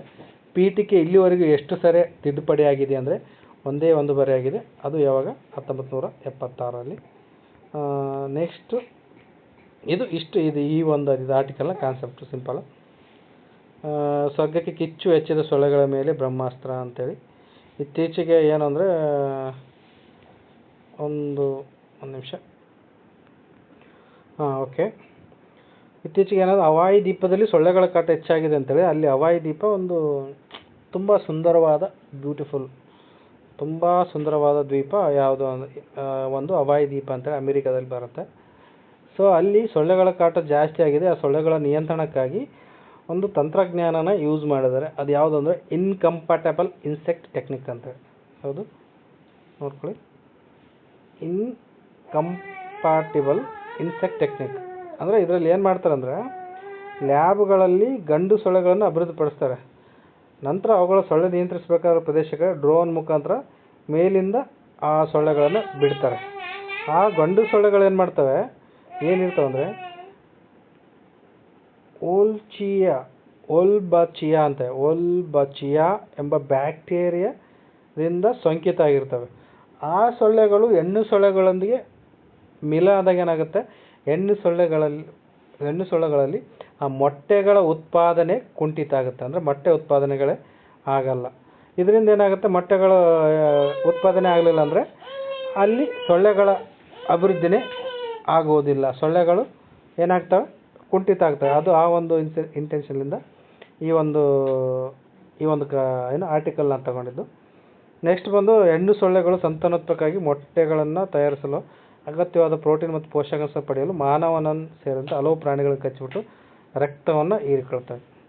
ಅಂದರೆ ಮನುಷ್ಯನಿಗೆ ಕಚ್ಚುವಂಥ ಸೊಳ್ಳೆ ಹೆಣ್ಣು ಸೊಳ್ಳೆಗಳು ಮಾತ್ರ ಮನುಷ್ಯನಿಗೆ ಕಚ್ತವೆ. ಅದು ಎದಕ್ಕೆ, ಅವು ಅಗತ್ಯವಾದ ಪ್ರೋಟೀನ್ ಪಡೆಯಲು. ಎದಕ್ಕೆ ಪ್ರೋಟೀನ್ ಪಡಿಬೇಕು ಅಂದರೆ, ತಮ್ಮ ಒಂದು ಲೈಂಗಿಕ ಸಂಪತ್ತಿಂದ ಏನು ಮೊಟ್ಟೆಗಳ ಉತ್ಪಾದನೆ ಆಗುತ್ತಲ್ಲ, ಮೊಟ್ಟೆಗಳಿಗೆ ಅಗತ್ಯವಾದ ಪ್ರೋಟೀನ್ ಒದಗಿಸಲು ಅವು ರಕ್ತ ಬೇಕಾಗುತ್ತೆ. ನೆಕ್ಸ್ಟ್, ಗಾಂಬೂಸಿಯಾದಂಥ ಸೊಳ್ಳೆಗಳನ್ನು ಮೊಟ್ಟೆ ತಿನ್ನುವ ಮೀನುಗಳು. ಅಂದರೆ ಇದು ಇಂಪಾರ್ಟೆಂಟ್ ನೋಡಿ, ಅವಾಗ ಕೇಳಿದ್ರು. ಈ ಗಾಂಬೂಸಿಯ ಒಂದು ಮೀನು ಜಾತಿ ಸೇರಿದ ಒಂದು ಮೀನು. ಇವೇನು ಮಾಡ್ತದೆ ಅಂದರೆ, ಈ ಕೆರೆ ಅಲ್ಲೆಲ್ಲ ಬಿಡೋದ್ರಿಂದ ಏನಾದರೂ ಇವು ಸೊಳ್ಳೆಗಳ ಮೊಟ್ಟೆ ಬಂದು ಇಡ್ತಲ್ಲ, ಆ ಮೊಟ್ಟೆಗಳನ್ನು ತಿಂತಾಯಿದ್ದು. ಆದರೆ ಇತ್ತೀಚೆಗೆ ಇದ್ರ ಮೇಲೆ ಕೂಡ ಒಂದು ನೆಗೆಟಿವ್ ಥಾಟ್ ಇದೆ. ಏನಂದರೆ, ಈ ಗಾಂಬೂಸಿಯ ಮೀನುಗಳು ಬರೀ ಸೊಳ್ಳೆಗಳ ಮೊಟ್ಟೆಗಳನ್ನಲ್ಲ, ಇತರ ಮೀನುಗಳ ಮೊಟ್ಟೆಗಳನ್ನು, ಕಪ್ಪೆಗಳ ಮೊಟ್ಟೆಗಳನ್ನು ಈ ಥರ ತಿನ್ನೋದ್ರಿಂದ ತಾನೇ ತನ್ನ ಸಂತತಿನ ಅಭಿವೃದ್ಧಿಪಡಿಸ್ಕೊಳ್ಳೋದು. ಬೇರೆ ಜಾತಿಯ ಮೀನುಗಳು ಅಭಿವೃದ್ಧಿ ಆಗುತ್ತಿಲ್ಲ ಅಂತೇಳಿ ಇತ್ತೀಚೆಗೆ ಅದು ನ್ಯೂಸಲ್ಲಿತ್ತು. ಇದು ಗಾಂಬೂಸಿಯ, ನೆನ್ಪಿಟ್ಕೊಳ್ಳಿ. ನೆಕ್ಸ್ಟ್ ಕಾನ್ಸೆಪ್ಟ್ ಬಂದು, ಉಸಿರು ಚೆಲ್ಲುತ್ತಲೇ ಇವೆ ವ್ಯಾಘ್ರಗಳು ಅಂತಿದೆ. ಅಂದರೆ ಹುಲಿ ಬಗ್ಗೆ ನೋಡೋಣ. ದೇಶದಲ್ಲಿ ಪ್ರಪಂಚದಲ್ಲಿ ಅತಿ ಹೆಚ್ಚು ಹುಲಿಗಳನ್ನು ಹೊಂದಿರತಕ್ಕಂಥ ದೇಶ ಯಾವುದು, ನಮ್ಮ ಇಂಡಿಯಾ. ಎಷ್ಟಿದೆ, ಅರೌಂಡ್ 3682 ಹುಲಿಗಳಿವೆ 2022 ಜನಗಣತಿ ಪ್ರಕಾರ.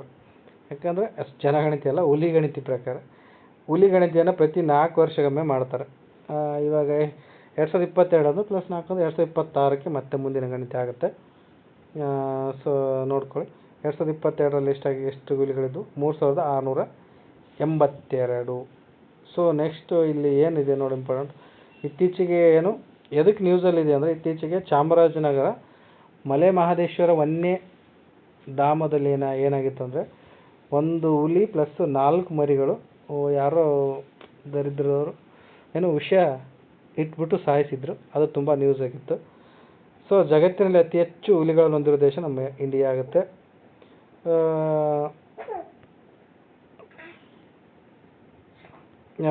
ಏನು ನೆಕ್ಸ್ಟ್ ನಮ್ಮ ಭಾರತದಲ್ಲಿ ಈಗಲೇ ಎಷ್ಟು 3682 ಇದೆ.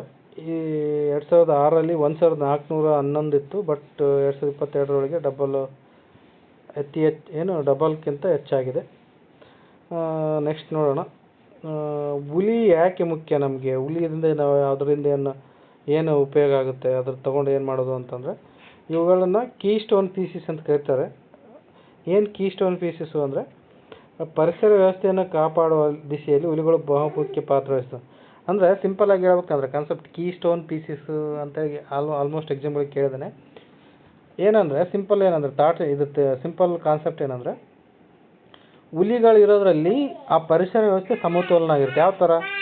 ಜಿಂಕೆಗಳನ್ನು ತಿಂದು ಇದು ಪರಿಸರ ವ್ಯವಸ್ಥೆನ ಕಾಪಾಡುತ್ತೆ. ಬರೀ ಜಿಂಕೆಗಳಿತ್ತಂದರೆ ಅವು ಜಿಂಕೆಗಳೆಲ್ಲ ಹುಲ್ಲುಗಳನ್ನು ತಿಂದು ಪರಿಸರನೆಲ್ಲ ನಾಶ ಮಾಡಿಬಿಡ್ತಿದ್ವು.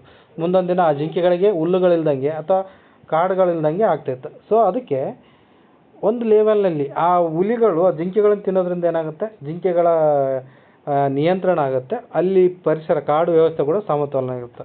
ಇಂಥ ಒಂದು ಜೀವಿಗಳನ್ನು ನಾವು ಏನಂತ ಕರಿತೀವಿ? ಕೀ ಸ್ಟೋನ್ ಪೀಸಸ್ ಅಂತ ಕರಿತೀವಿ.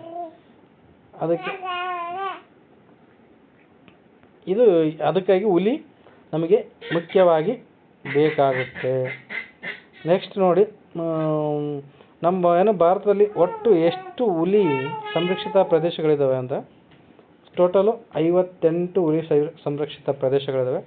ಅದರಲ್ಲಿ 58ನೇದು ಯಾವುದಂದರೆ ಮಾಧವ ಟೈಗರ್ ರಿಸರ್ವ್ ಮಧ್ಯಪ್ರದೇಶದಲ್ಲಿ ಬರುತ್ತೆ, ನೆನ್ಪಿಟ್ಕೊಳ್ಳಿ.